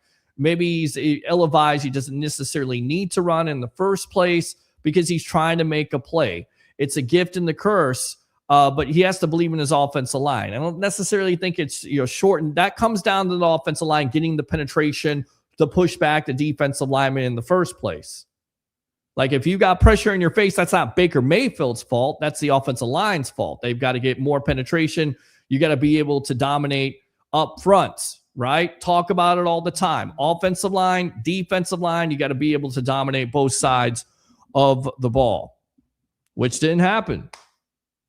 But I agree with you. I think definitely a main reason why your team struggled and went 2-7 is because of the offense also. It's not just because the defense was bad. They had their flaws. They had miscommunications, blown coverages, missed tackles. We talk about it, not enough pressure until we're blue in the face. But your offense at that point has to pick it up. Baker struggled. That's the reason why you fired the offensive coordinator in the first place. That's why you got a guy like Zach Robinson who can hopefully turn him around. And work with Bucky Irving, he's already talking about Bucky Irving in the same breath as Bijan Robinson. Hopefully Irving can stay healthy. But it goes back to what? Keeping the offensive line healthy in front of him. So is it because he's short? He is a short quarterback. But I don't think he necessarily had a lot of faith in his offensive line. He showed that. He showed that down the stretch, whether it was injury or whatever else. Trying to make too many plays happen. Stay within the offense. He even said it the other night, get rid of the ball as quickly as possible. Find your playmakers. Find your Evans if he's on this team. Find your Godwin if he's on this team. Find your Emeka Egbuka. Find your Tez Johnson. Find your Jalen McMillan. Find Cade Otton if he's on this team or whatever tight end you want to get. You got plenty of weapons. You don't have to do it all yourself. Live to fight another day. Too many critical turnovers, too, in the fourth quarter. Not going to win you any games when it comes down to it at all. Good stuff, Brenton. Appreciate it. I hear likely he's going to New York with Harbaugh. Harbaugh there. That would be Harbaugh, not hardball. But thank you, David. I know what you meant. Zoosman, Bowers is not going anywhere. Mayer might be in play. Will take Holloway. Brock Bowers is the best tight end in the league. Agree with that. There he is. Oh, yeah. Ed says, yes, Kirk can come as a backup. I agree. Ed says, I don't see him coming, though. Brenton says, Baker was healthy. Every time Baker plays bad, they always say he was hurt. He wasn't hurt. He's short. He can't see over the line. He's definitely had multiple injuries. Okay, not making it up. I'm not making it up. There were multiple injuries, whether it was an oblique, whether it was both shoulders. There were injuries there. He was a banged-up quarterback, got hit way too many times. Whether he ran into that for his scrambling ability, again, goes back to it. Gift and curse.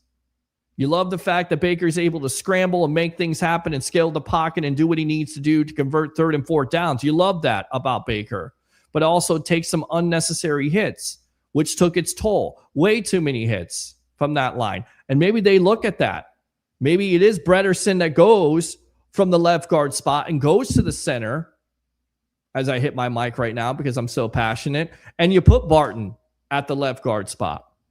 That's certainly possible. But the whole Baker is too short thing is nonsense. There's been quarterbacks in the league before that have had success being short quarterbacks. Drew Brees called. He said he's in the Hall of Fame. How many times did he carve up the Tampa Bay Buccaneers? Why didn't he get balls knocked down in the first place? Because the offensive line was able to keep the Bucs defense at bay. Russell Wilson called. He wanted to know what you were talking about. He won a Super Bowl. Come on now with the short quarterback nonsense. If Kirk Cousins is smart, he would go to Minnesota. That's certainly a possibility, especially with J.J. McCarthy not knowing what you're going to do there. Cousins would go back to the Vikings instead of being quarterback 2. There it is. There's no need to draft a running back. Chris Cole says KC ain't winning anytime soon. We need a running back that can pass block with White leaving. Again, you go with Sean Tucker. Even if you sign Sean Tucker, you still need another running back. Is that where you go and draft you're not going to use a premium pick, but maybe you use a late round pick or go and get a free agent? In my opinion, whatever it takes to have a good O-line. If our injured guys are fully recovered, I feel pretty good about it. I'm also excited about the very high ceiling of Chukwumura. I think I pronounced his name correct. Okay, who barely knows what football is yet. Yeah, he filled in well. Definitely a great swing tackle when it comes to left, especially playing left tackle. People keep saying let's trade Godwin because of injuries. Then hell, we should definitely trade Kancey. Well, Kancey isn't making that much money, and that's the reason why the talk is going on right now with Godwin. Kancey's still on his rookie deal. Bullspit, we need DBs. Well, again, I've told you, and you've gone over this before, and I've told you here, Shadow, that it's not DBs. It is not your back end. It is the pressure that you're not getting in the front end. Go out to David. I thought the new football league was going to bring back the Tampa Bay Bandits this year. They did not. Great job by the UFL. whatever they're called. Orlando, I don't know. Godwin and Yaya for Garrett. Good luck. Not happening. What's your thoughts on maybe even trading for Brian Burns? A lot of money. Don't know. I don't know if the Giants are willing to get rid of him. Maybe a Kayvon Thibodeau.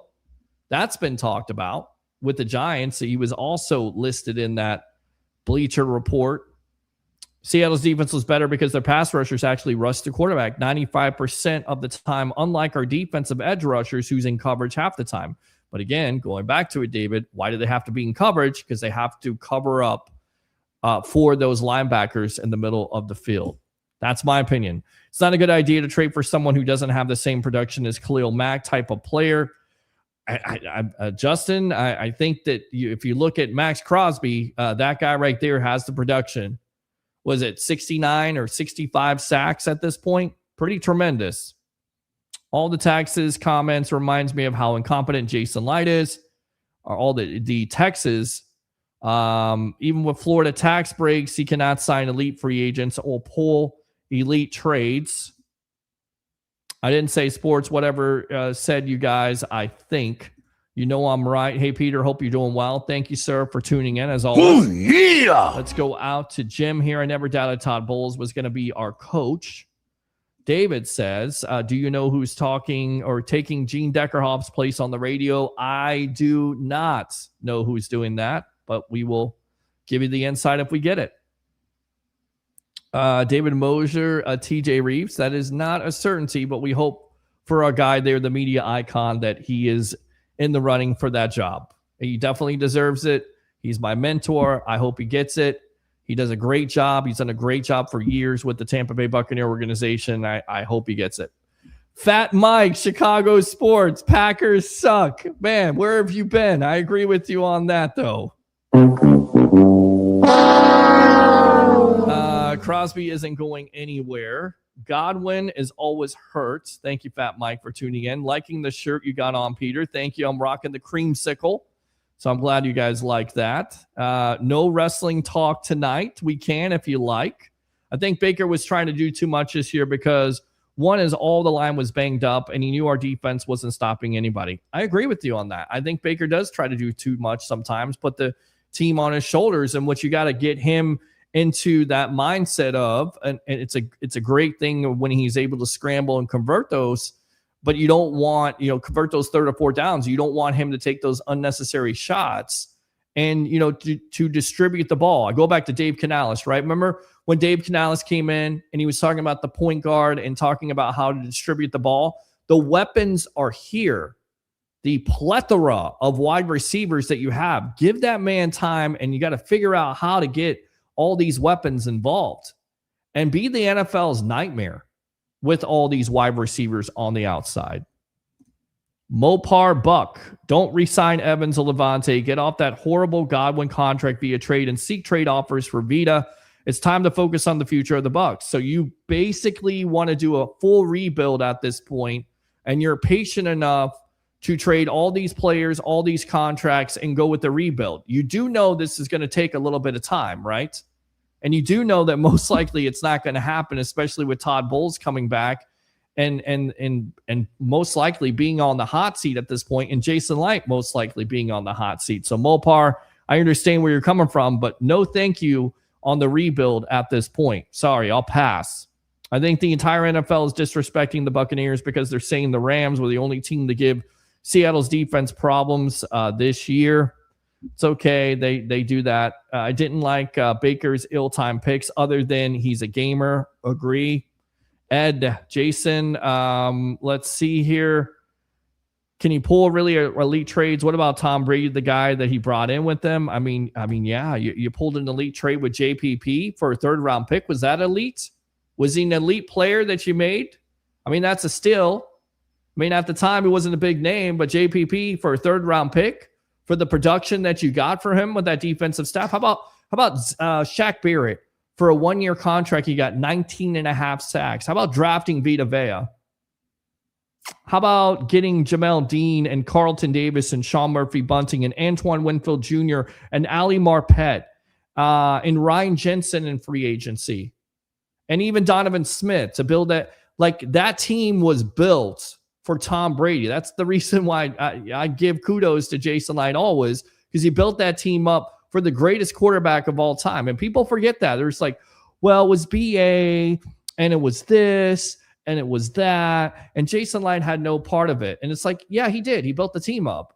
Like, he made moves in the draft. He made moves in free agency. Can we look at the last couple of years here? I know that he's not necessarily, a great track record when it comes to edge rushers, but look at the position players. Tyke Smith called, Bucky Irving called, Jalen McMillan called. I mean, some pretty damn good picks there, right there. Just those 3 picks.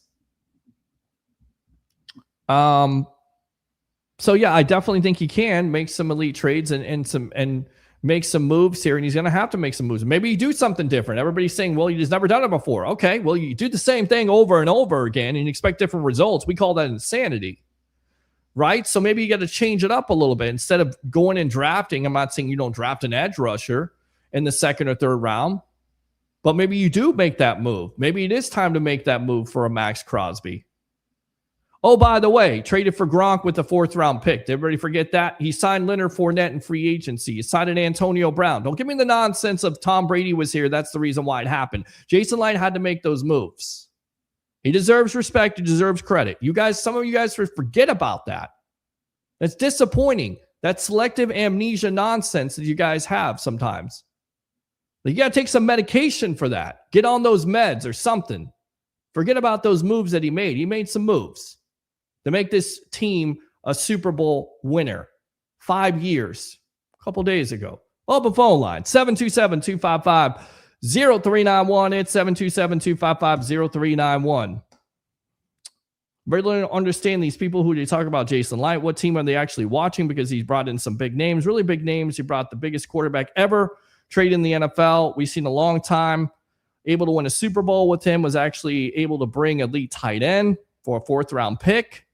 I don't know where some of these guys are watching. Tristan Wirfs called. He wanted to know what you were talking about. I know the San Francisco 49ers would rather have him instead of trading 1 pick up, which is a steal. You trade 1 pick up to get Tristan Wirfs, who could turn into a Hall of Famer, who's been a stalwart when it comes to the right situation, the right tackle coming in. Come on, bro.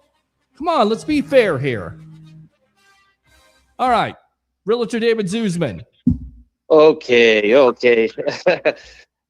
So I just wanted to say something. Go for it.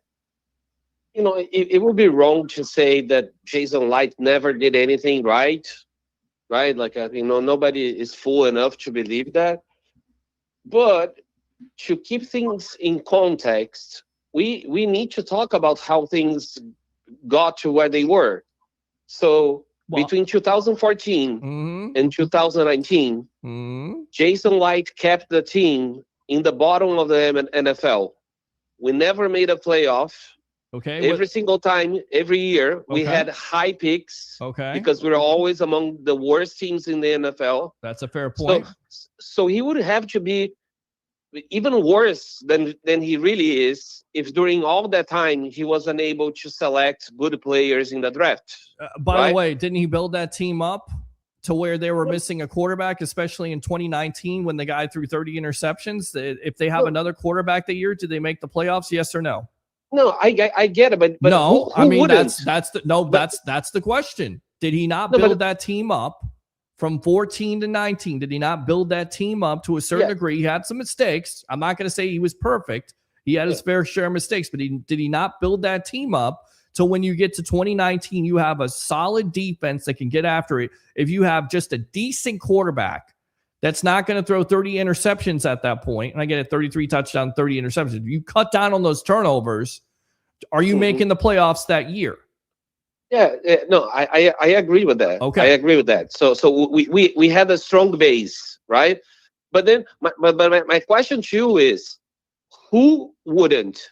Which GM in the NFL, okay, if he was put in the position that between 2014 and 2019 always had a top 12 pick in every draft, including a first overall pick in 2016 or 17, I don't remember, blowing second round picks to pick up a bad kicker.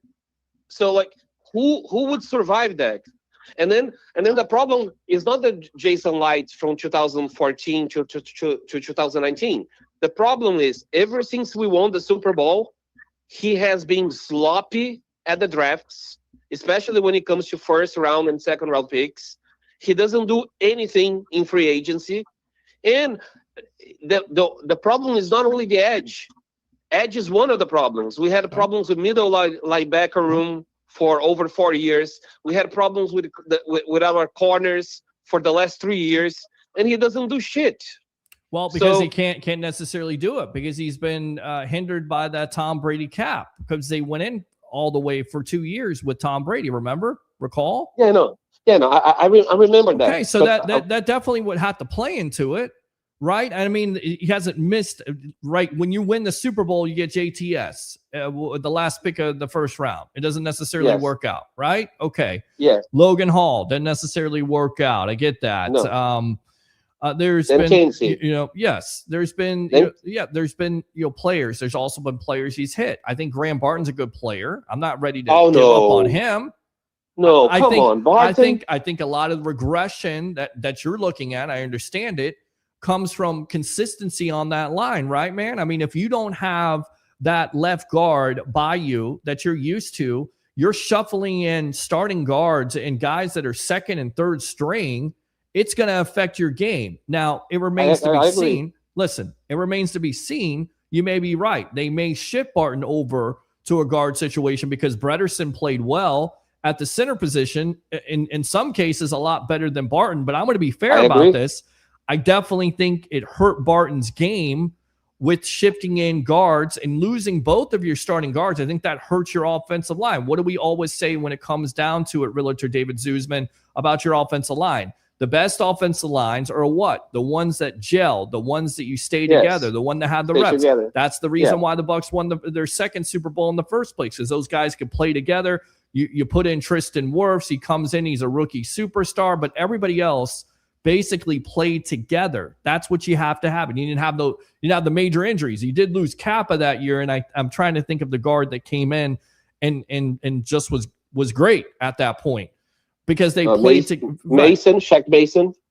No, not Shaq Mason.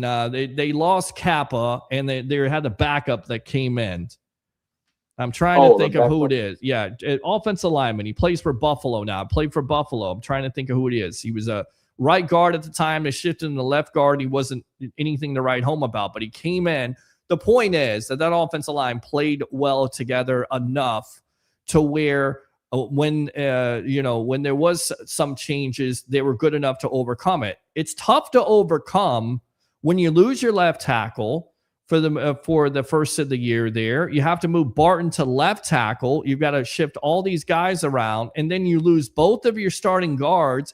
It's going to affect your offense. You know why? Because you don't have the continuity. You don't have the consistency with that line. That's what hurt the offense. Not just Baker's, not just the outside weapons of the injuries. It is the continuity on the line. It wasn't there last year. No, I agree. I couldn't agree more with you. I think when it comes to the offense, we were very unfortunate last year. Too many injuries. So I didn't even put Baker at fault because we all know that he played injured for a number of games. My problem is on the defensive side. I think we had a lot of issues.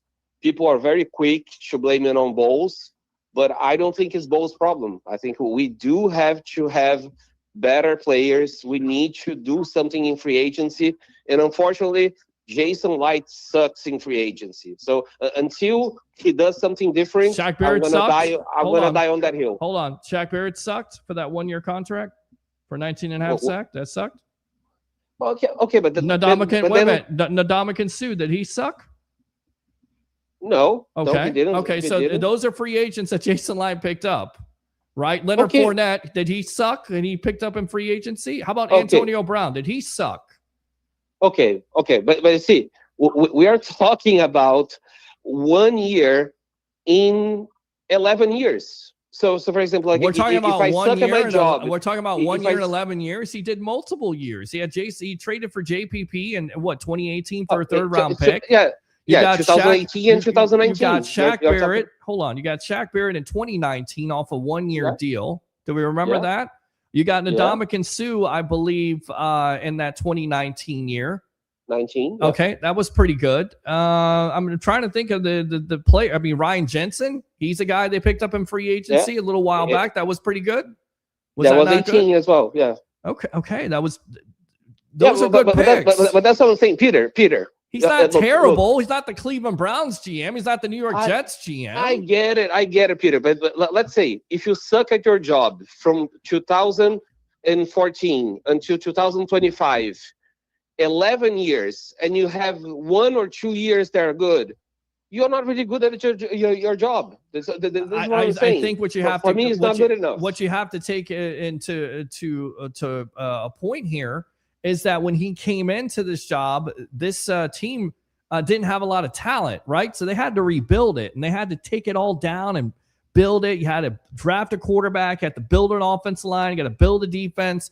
I mean, it takes some time. You can't just do it overnight. You can't just do it overnight. You can't. That's an anomaly. What the people expecting, that thing to happen with the New England Patriots, go from 4-13 to, in the Super Bowl, that doesn't happen every year. I mean, I get it. The tool of free agency is to cover up the sins of a draft. That's what you can do to be good. But Peter, but the problem that happens is, often. That happens often. You just mentioned the Patriots, right? The year before, the Commanders, they were very smart in free agency, and they beat us, and they went far into the playoffs. Okay, and they went to the NFC Championship game, and then what happened the next year? They're done. Yeah, they're done because they had injuries. Their quarterback got injured. And this team had injuries too. So you need to look at this team as much as you're looking at the other teams too. I mean, they had the same type of injuries that hurt. Injuries are across the league. Injuries are going to hurt. That's why it's the NFL. It's why it's not for long. One year you're going to be good, and the next year you're going to be a bum. You look at the Bucs with everything you've said about Jason Light. I know you don't like him. I know he's missed on picks and stuff like that. Think about this, whether it's the NFC South or not. Think about this. 4 straight NFC South titles before last year. That doesn't happen in the National Football League because what you just mentioned, Washington's in the NFC Championship game, and the next year they're done. That doesn't happen. So that's why I say people keep it in perspective. It may not necessarily seem like it's the greatest thing of all time, but it ain't happening in the NFL. It isn't. Teams aren't winning every year. Even Kansas City's not winning every year. So, I mean, it's like, okay, yes, he's missed on picks. Yes, he's missed on free agents. But again, he's been able to build this team, keep this team in contention. Because remember, when they lost Tom Brady, they're supposed to be in the doldrums. They're supposed to be in the dark ages. They're supposed to be done at this point. And guess what? They're still competitive. They're still winning divisions. I know they're not winning as many games as a lot of Bucs fans expect them to do, but what they're doing right now in the NFL is tough to do because it is a not for long league. One year you are great, and the next year, guess what's going to happen? I'm going to tell you what's going to happen. The New England Patriots, as good a coach a team as they are going to take a step back because you know why? They're going to lose players in free agency, and they're going to have a tougher schedule. And guess what? People pick up on tendencies when it comes to your offense and your defense. They're not going to surprise anybody anymore. They may take a nosedive. They may not even make the playoffs. That's what happens in the NFL. That's why I always tell Bucs fans, whether you like me or not, you think I'm a freaking homer, I don't care. I've done this show. I've told you how long I've covered this team. I told you how long I watched this team. Enjoy this right now because this doesn't happen. Some of you want to rebuild, and you're not even patient enough to deal with the team right now that's semi-competitive winning a division. You want a full rebuild. Well, you have a full rebuild. Get ready, baby, for about 2 to 3 years because what happened in Chicago, what happened in New England, teams turning around just like that. It doesn't happen every year with teams. You start to become what the Cleveland Browns are. You start to become what the New York Jets are. You start to become what the Arizona Cardinals are becoming. You may fall into what the Pittsburgh Steelers. Who knows what the Pittsburgh Steelers are going to become? Who knows what the Baltimore Ravens? They change their coach. It doesn't necessarily mean it's going to be a change that you want. But they were consistent franchises, and fans, you got to keep that perspective. Again, I'm not saying that Jason Light is perfect by any means, but to sit here and say that he hasn't been a damn good GM, one of the best GMs in the National Football League, to build the damn foundation that you get a Super Bowl championship team and you have players and you still stay competitive without the greatest quarterback of all time. Come on, man. Go ahead. What else? Yeah, no, I get it. I get what you're saying. But I think, like, you see, we won the Super Bowl, and I think unless we had Brady, we probably wouldn't, because Gronk wouldn't come if Brady wasn't here. Antonio Brown, it was a Tom Brady signing because Bruce Arians and Jason Light didn't want him here as well. So, but the past is the past. Like, I'm just very upset about 2025 season. I think a lot of people are. Can you can you turn it around? Do you have confidence you can turn it around with Zach Robinson? Do you have confidence that Jason Light and this administration can turn it around? Do you have the confidence right now? So Zach Robinson, I think he's a really good pick. And when it comes to Jason Light, it really depends on what he's going to do in the offseason. So if he goes away from his tendencies and he try to improve the team, try to cover some holes, then I'm ready to change my mind and to come on record and to say that I was wrong. But until that happens, it's hard to believe, because for the last 3 off seasons, I got really, really upset with so many missed opportunities. There was great edge rushers available in free agency. There was great middle linebackers available in free agency. There was, look, Myles Garrett was trying to find a team. Micah Parsons was trying to find a team. And we were never even in the conversation. So that makes me really, really upset. Well, my friend, we got a couple of months here until it all will be played out, and we'll see how aggressive they're going to be. I think they're going to be aggressive. If they're not, you always have a spot here to call and vent for me, all right? All right, and I hate to be the complainer, but you see, like, okay. I get it. I love the team, and I really I wanted us to do more during the offseason. Hey, I'm with you on that. I'm with you, and I think they will do more in this offseason. They have to do more, and if they don't, and they do the same thing over and over again, more than likely it's not necessarily going to work out. Realtor David Zuzman, appreciate you as always, my friend. Thanks a lot for joining me here on the Sports Web. All right, boss? All right, thanks so much, Peter. All right, good stuff. Love a good debate. It's good, man. I mean, again, everybody's not wrong. I'm not saying you're all wrong about it. I'm just saying think about it in terms of, what's transpired here. Because it's just this does not happen in the National Football League. Like, it doesn't happen. Whether you're going to say a bad division or not, you still have to go out there and win your games. And those are the toughest games to win, against the Atlanta Falcons, against the Saints, against the Carolina Panthers. And they're only getting better this year. So the pressure, not only from being on the hot seat, but everything else is ratcheted up at this point. All right, let's go out to the phone lines. What's your name? Where are you calling from? You're on the Evolution. Oh, you can hear me? I just wanted to make sure. This is Mopar Buck. I've been in the comments. Mopar, what's going on, buddy? Yeah, I enjoy your comments. I've seen you on Bucs Life. I've seen you, buddy. I know who you are. I follow you. Yeah. So thank you very much for following me. Listen, I know how you feel about you getting rid of it. I don't think their window is closed. I think that window is still open. But go ahead. Give me your thoughts. First and foremost, welcome to the Sports Web. First time you called? First time you called? Yes, sir. Okay, please don't make it the last, okay, because you're welcome. All Bucs fans are welcome. Tell me what you love about sports, and then we'll get into your Bucs thoughts. I'm a football junkie. Me too. Point blank period. There you go. But the thing with me is I'm a football fan first, and I'm a Bucs fan second. Okay, fair enough. So I'm going to look at things just through a different lens when I'm watching the games. So that's why I critique a little different. I like it. Nothing wrong with that, man. There's nothing wrong with that at all. You're always welcome here on the Sports Web. We love football nerds, junkies, and dorks because that's me. So all day long.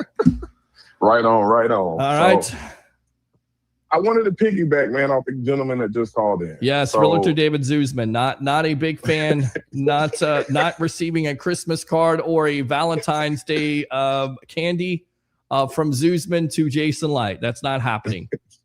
So here's my thing with Jason Light. Yes. I'm not going to say he's an awful GM, but I do feel as late you have you have not done as well as I think you could have. Okay. In the draft, right? Mm-hmm. I'm gonna be the first one to say it. The Buka pick, I loved it because I actually wanted it the year before. I watched a lot of college football and I felt like he could replace Godwin. So I was under the impression we're not going to re-sign Godwin, but you do that anyway. So that's already a strike for me right there. That's a bad contract. You shouldn't have done it. That money could have been allocated elsewhere. Okay, fair enough.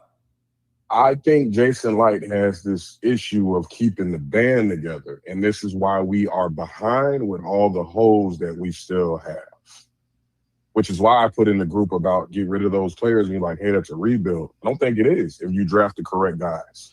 Draft the correct guys. Well, that's tough sometimes. And again, it comes down to if you're getting an edge rusher, and I get it, we're talking about, Cassius Howell, Texas A&M. He's impressive. But here's what we know, Mopar. You know this all too well. How many defensive ends, besides maybe a J.J. Watt, T.J. Watt, something along those lines? It's an anomaly.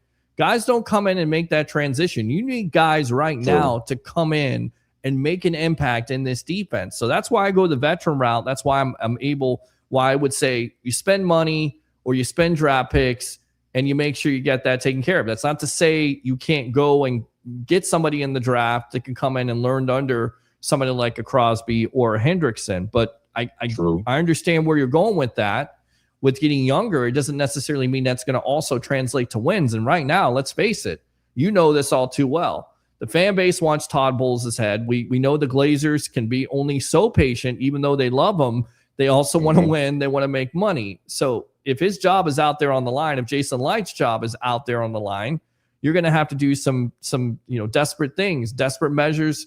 What's the desperate times call for desperate measures. Measures, right. Yeah. That's where you may be at this point. So trading away. But that's where we get in trouble, though, right? Because that's how we end up with a 31-year-old Trey Henderson, right?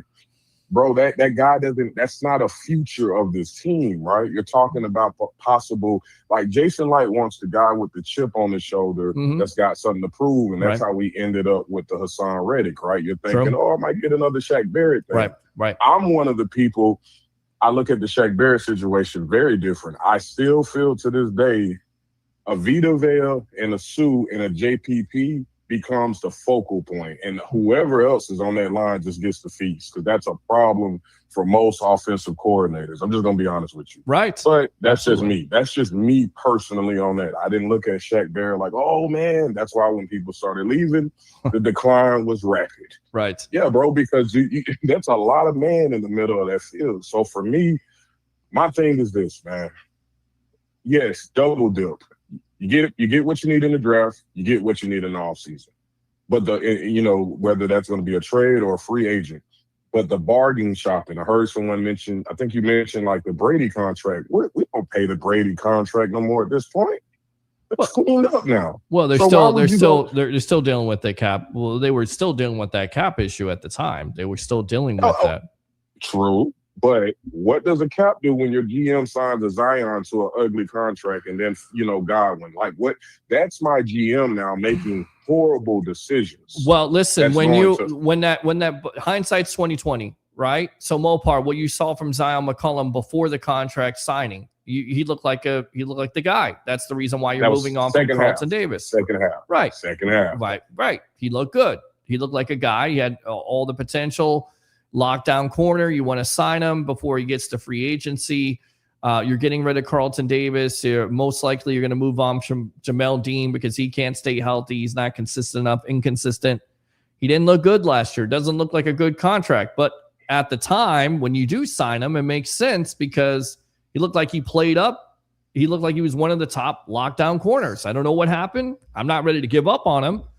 But who knows? Maybe they do trade him and free up that $12.3 million because he didn't look good. He looked lost, and it looks bad right now. But at the time, just like you said, Hassan Reddick, I was the same one. Chip on his shoulder, guy who's done it, 59.5 sacks, makes sense. He's been productive everywhere besides the Jets. Nobody's productive with the Jets. There's no way he comes in here and doesn't do anything. And it was a bad move. Yeah, it was bad. It didn't work. Yeah, it was bad. Didn't work. So for me, I'm a Casino fan. I watch Casino. You ever seen Casino, the movie? Yeah, and I've seen the Casino. Okay, he's offing everybody at the end of the movie, and they come to the guy and they go, "Yeah, this guy, he's really good. Jimmy, stand-up guy." And the other guy goes, "Why take a chance?" And they off him, and it's sad, and it's why take a chance at this point? If you have an opportunity to get a Max Crosby, and he's going to make the same type of impact that a Micah Parsons or somebody like that is going to make, and you need that for your defensive line, you do it. If Trey Hendrickson... But let me ask you this on the Max Crosby thing. Sure. Let's just say in the perfect world that's an offer. What is your line in the sand?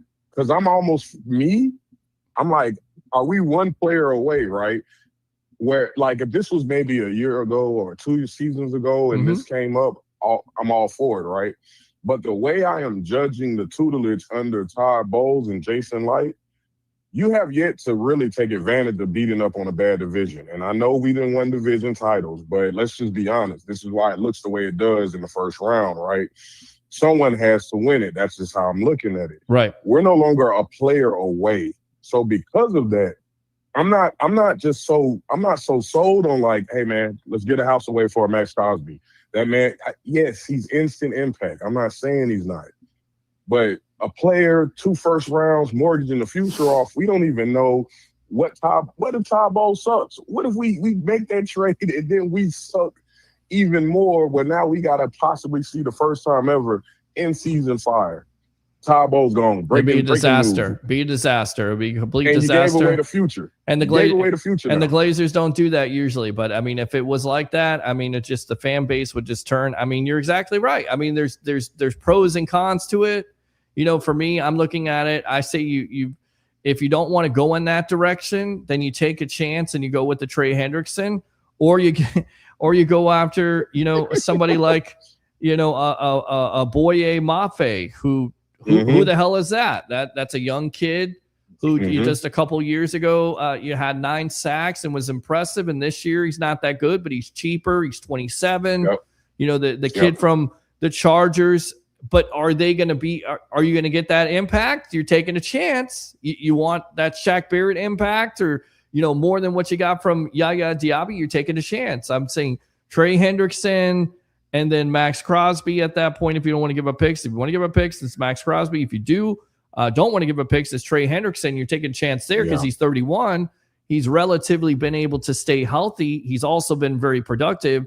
That would, to me, that seems to make sense if you're going to go in that direction. Now, does he want the Bucs? How much are you going to pay for him? You're not going to give up picks. You're going to give up a third round comp next year to the Bengals. Is it worth it? And then you can go fill those needs in free agency, maybe get a veteran linebacker, and then once again go back into the draft and get somebody like that. That would make sense also if you don't want to give up. That could make sense. That's another way of thinking about it. And that may be the way that Jason Light is going. I would not be surprised because history shows that you're exactly right, Mopar. He's not giving up picks. And if it does blow up in your face, not only you give up the 15 pick, but maybe you give up a top 10 pick, and then the GM and the coach is not here. So the next coach you get in here has to deal with that, and that's not a selling point that you want to definitely be a part of. Great stuff, Mopar. Anything else, my friend? No, that'd be all, man. I appreciate you having me on. I'll call in again. Yeah, please do, man. Don't be a stranger. I love the post and everything. I love the fact you're a football fan. Just keep on having those comments coming there on Bucs Life. All right, my friend? Yes, sir. All I right. got you, man. Thank you. All right, man. Appreciate you. Good stuff. Love that. Good stuff. He puts out some good stuff.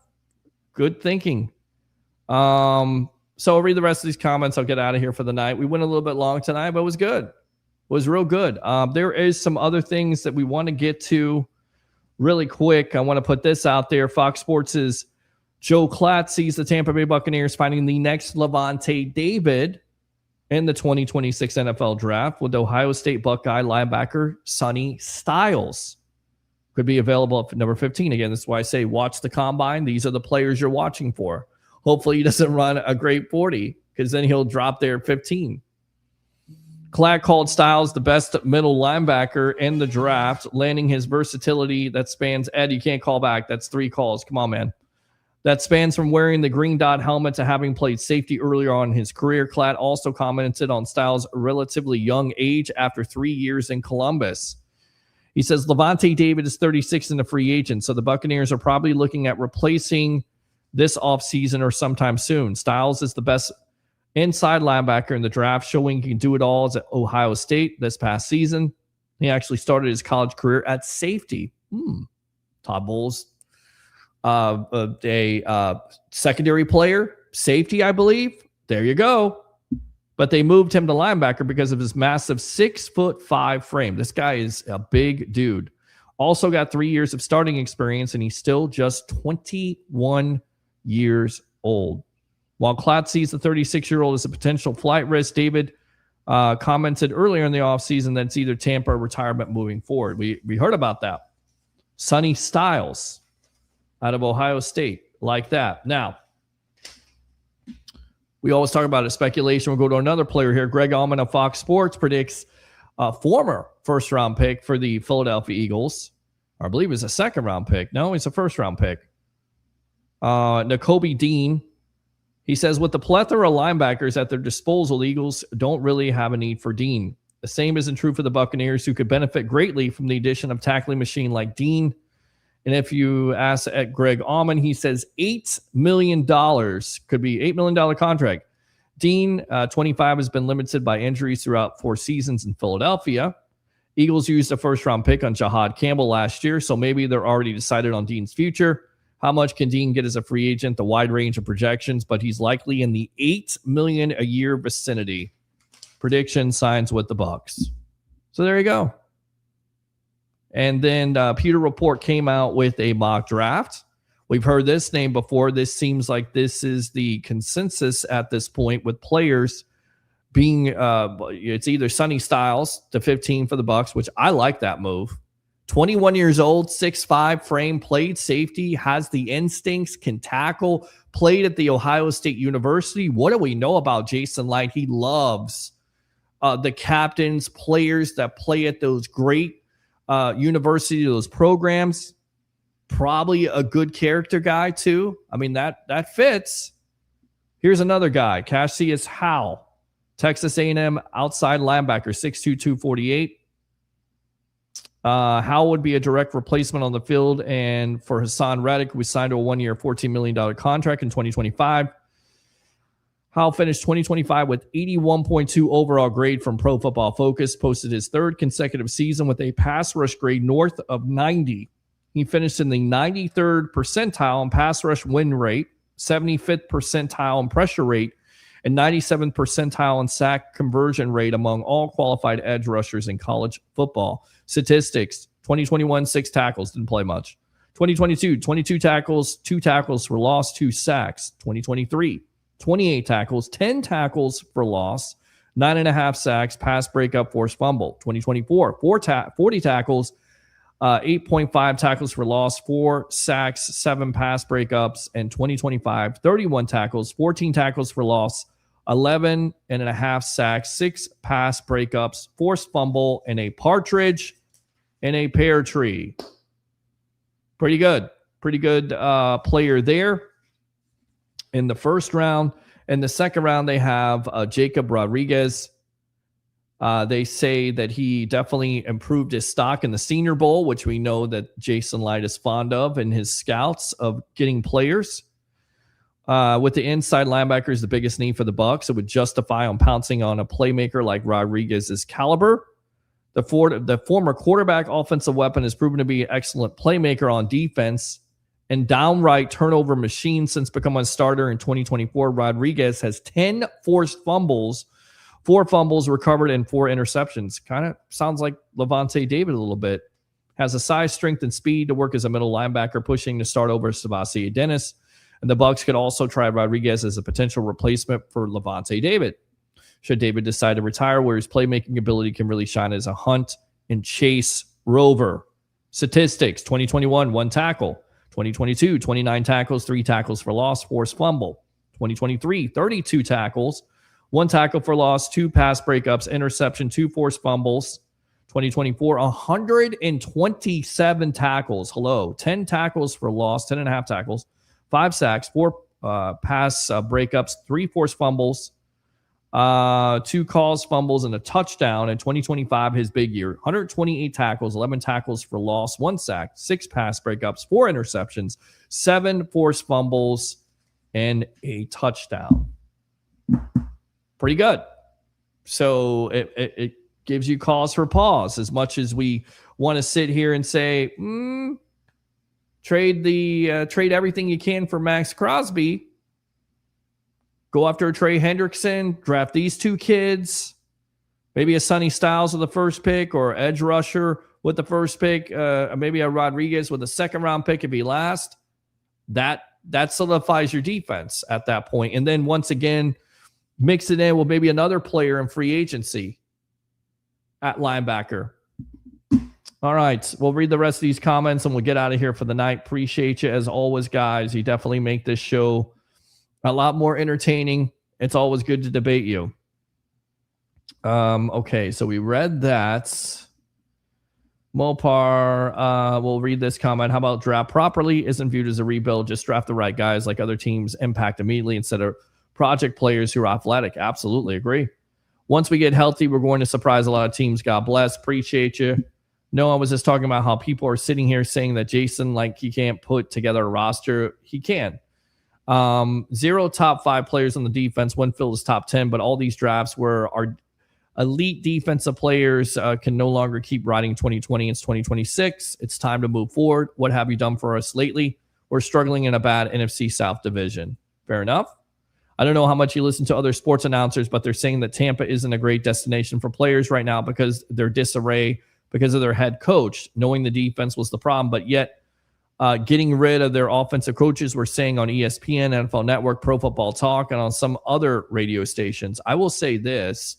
I definitely think it's a destination for players because they see how they treat their players. They see how Mike Evans, when he needed that 1,000-yard record, they were able to cater to him. It doesn't seem like it's a big deal, but it is a big deal.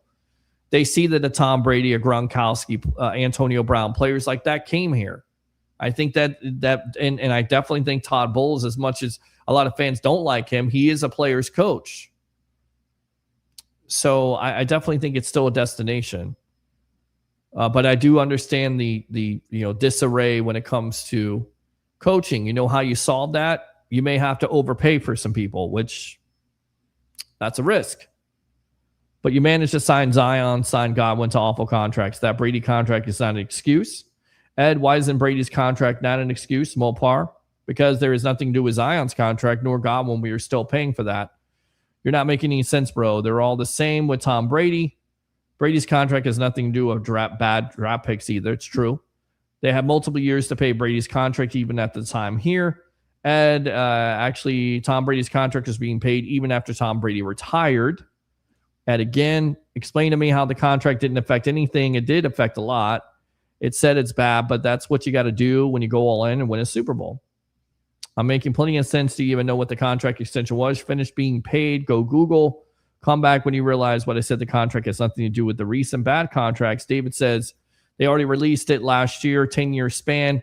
By any GM, Jason Light is the worst percentage in re-signing his draft picks. He's number 2, first and second round bust. That's why I can't understand why he values his draft picks so much, because in that same breath, he also has some of the most players that are starting for their team that are making those contributions. He also has a lot of unsigned free agents that get signed by him and are able to come in here and be productive. Seriously need to go and check when they're done being paid. Jason Light has made his mistakes, okay, but I would say, oh, bro, he's probably the better GM than we've had in a long time. Listen what Peter's saying. The reason why our season went down, okay, from 6-2 because of the injuries. You can't lose that much starting and then expect to, be able to win enough games. And again, you cannot talk about last year. Nobody can do anything about the injuries that we had. Nobody. David says, I love the man, but Shaq was only good for 1 year. Tell me another year that he got even 9 sacks. To me, he was almost like JTS, almost getting there. Nah, he had 8.5 sacks. It wasn't 19.5. Again, he was big in that Super Bowl year for them. So you're telling me after the year before Shaq, the season that he had, he would not try to re-sign him? I mean, it's always expressed in signing everybody. Ed says, honestly, don't know why people don't like Jason Light, but we had a bad year, but we're in the basement. Ask with you, the signing of Antonio Brown, the guy hasn't been right to think it's one hit playoff game with the Patriots. 2 bad seasons, not one. What's the number to call in? Thank you, Mopar, for calling in before. I would re-sign him to another 1-year deal, not for the amount of money, just to make sure he wasn't a one-hit wonder like he was. I heard he didn't want to restructure his contract to help bring in other players. I think he eventually did. But I think that's because it was either do that or they were going to trade him. Realtor David Zuzman, caller's 100% right. Jason Light overplays players he drafted. It's stingy in free agency to go get players we need. Bad combination. I don't think Bowles is the issue. I'm with Bowles.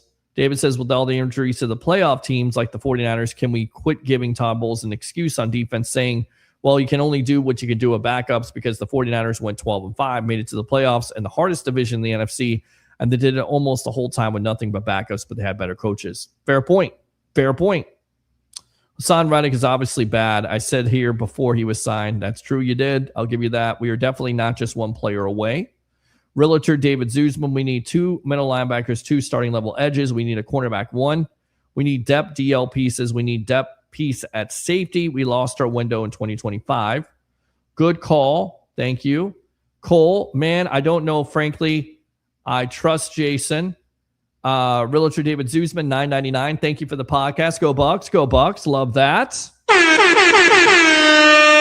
YouTube super chats are always the way to my heart here as we talk on before Valentine's Day. What do you love in sports? He said, go Bucs. Go Bucs. Fire the cannon! Go Bucs. How about them Bucks, baby? Todd's excited. It's exciting! It is exciting, Todd.